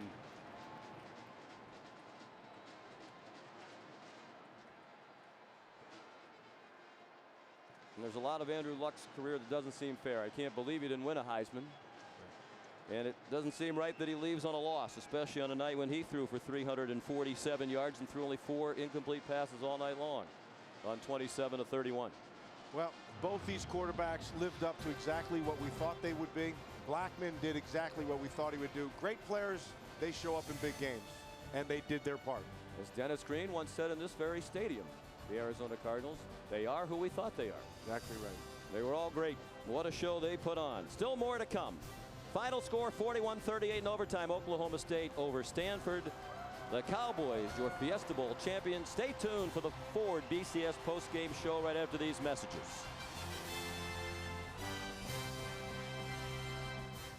Welcome back to University of Phoenix Stadium here in Glendale, Arizona. The 41st Tostitos Fiesta Bowl ends in overtime. Oklahoma State a winner, 41-38 over Stanford, the only lead of the night for the Cowboys. Now down to the field, Reese Davis for the Tostitos Fiesta Bowl awards ceremony. Reese. And Sean, this was certainly a hard-earned victory. Was that any fun? What a way to cap off the greatest season in Oklahoma State history, wouldn't you say? I thought they might like that. Joining me to present the awards down here, Frito-Lay Senior Vice President and Chief Marketing Officer, Ms. Ann McCurgy, the Senior Director of Marketing for Tostitos, Ms. Janelle Anderson, and Tostitos Fiesta Bowl Chairman, Mr. Dwayne Woods. Dwayne, will you please make the first presentation? I will, thank you. On behalf of Tostitos, the best sponsor in college sports, our Fiesta Bowl family of 3,000 volunteers and our staff, it is my great honor to present the 41st Tostitos Fiesta Bowl game trophy to Coach Mike Gundy, the Oklahoma State Cowboys. Congratulations, guys. And while Mike takes this trophy, Mike, I want you to take me through the emotions. What was it like when Stanford was lining up for that final field goal attempt in regulation for you? I had this feeling there's a chance that we would either block it and he would miss it. And I don't know why, because you don't know, but I just felt like something good was going to happen. Our players had been very resilient, and I was just hoping that it would work out good for us. And if we got a chance to go in overtime, I felt like that we could find a way to get it done. Okay, how about when you thought Colton had scored the winning touchdown at the end? What was that like? I will admit that was kind of a downer. What a great way to end a game for a young man that's walked onto our program, earned a right to play, and made a big play at the end of the game. What does this say, Mike, about not only the great 2 seasons you've had, but the potential for staying power for Oklahoma State among the elite nationally? Well, obviously, these guys have set the bar very high. These seniors have won 41 games in 4 years, and Oklahoma State football has come a long, long ways. The challenge will be for our underclassmen to keep it at a high level. We've got some great players that are leaving here on both sides of the ball, but we have a tremendous administration. We got people that are willing to pay the price, and our coaches have been unbelievable. It's all about the assistant coaches and the players. Would you like to start dancing early, or are you going to wait till you get to the locker room? No, you want him to dance now, right? YouTube is killing me. I can't go anywhere anymore. I do want to say this. I'd like to bring up Shelly Budke and hand this ball to Shelly Budke. Shelly, of course, the wife of the late Kurt Budke, the women's basketball coach at Oklahoma State, and such an important part of the Oklahoma State family, who was killed in that tragic plane crash. Round of applause. Ms. Budke, thank you. And we have some more hardware to hand out here, some players' hardware. Yes, we do. On behalf of the entire Tostitos family, congratulations to Oklahoma State. And your offensive player of the game from Oklahoma State, number 81, Justin Blackman.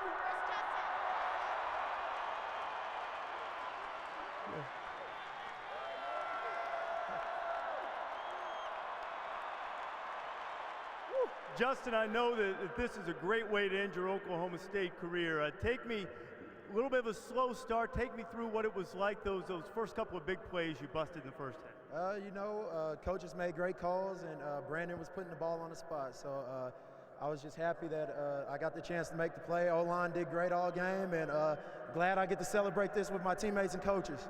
And you also get to celebrate it with a very special friend in Olivia, too, a young lady who's battled a lot of adversity, and you've been able to celebrate and share a lot of your career with her. Right, I'm just glad that I could be on a stage where I can make a difference in someone's life, and I'm glad that I got to meet her and have a good time, and hopefully we can keep this going. 8 catches, over 180 yards, 3 touchdowns. What a way to finish. Justin, congratulations. Thank you. Justin Blackmon, two-time Biletnikoff Award winner as the nation's top receiver, finishing in style and clutch defensive plays too at times. You got it. And who is it? Number 4 from Oklahoma State, Justin Gilbert. Justin, not only on defense, but you had some great plays on special teams in the return game too. What was it like out there tonight facing this this power-based Stanford offense? You know, I mean, it's tough going against those bigger guys with something we're not used to. So I mean, I give a lot of credit on special teams to the guys up front blocking for me to create lanes for me to run through. So I mean, it's fun. It's all about having fun out there with these guys. When you got into overtime, they got the ball first. What was the mindset of the defense at that moment? Coming out there, you'd had trouble stopping them all night, 25 yards away from a score. What was that like? It was nerve-wracking. We knew we could get a stop. We just been playing kind of slow on defense all night. We had leaders on defense, senior leaders that got in our heads a little bit, amped us up a little bit. So what statement did you guys make about where you belong in the final poll, at least in the Associated Press? I think we pretty much proved it tonight by what we came out on top. Justin, congratulations. Great performance. Clutch performance by the Oklahoma State defense as well. The Cowboys beat Stanford. They win it 41-38, the greatest season in Oklahoma State history, and a great way to finish here in the Tostitos Fiesta Bowl for sure. Dwayne? Sure. Well, congratulations. You played your hearts out tonight against a very worthy opponent in a tremendous game.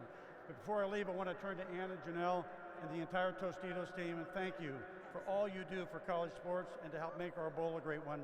And for those who joined us tonight, thank you. Drive safely and have a very happy New Year. I think they'll all go home happy after the great show put on tonight by both Oklahoma State and Stanford. Guys, congratulations. Sean, a great way to finish here in Glendale. Indeed it was. Touching ceremony with the handoff of the trophy to Mrs. Butke. And I think Ann has a career as the next Michael Buffer if she wants a little sidelight from her career at Tostitos. The Oklahoma State Cowboys 12-1, 12 wins for the first time in a season ever, and they were a winner in their first BCS Bowl game.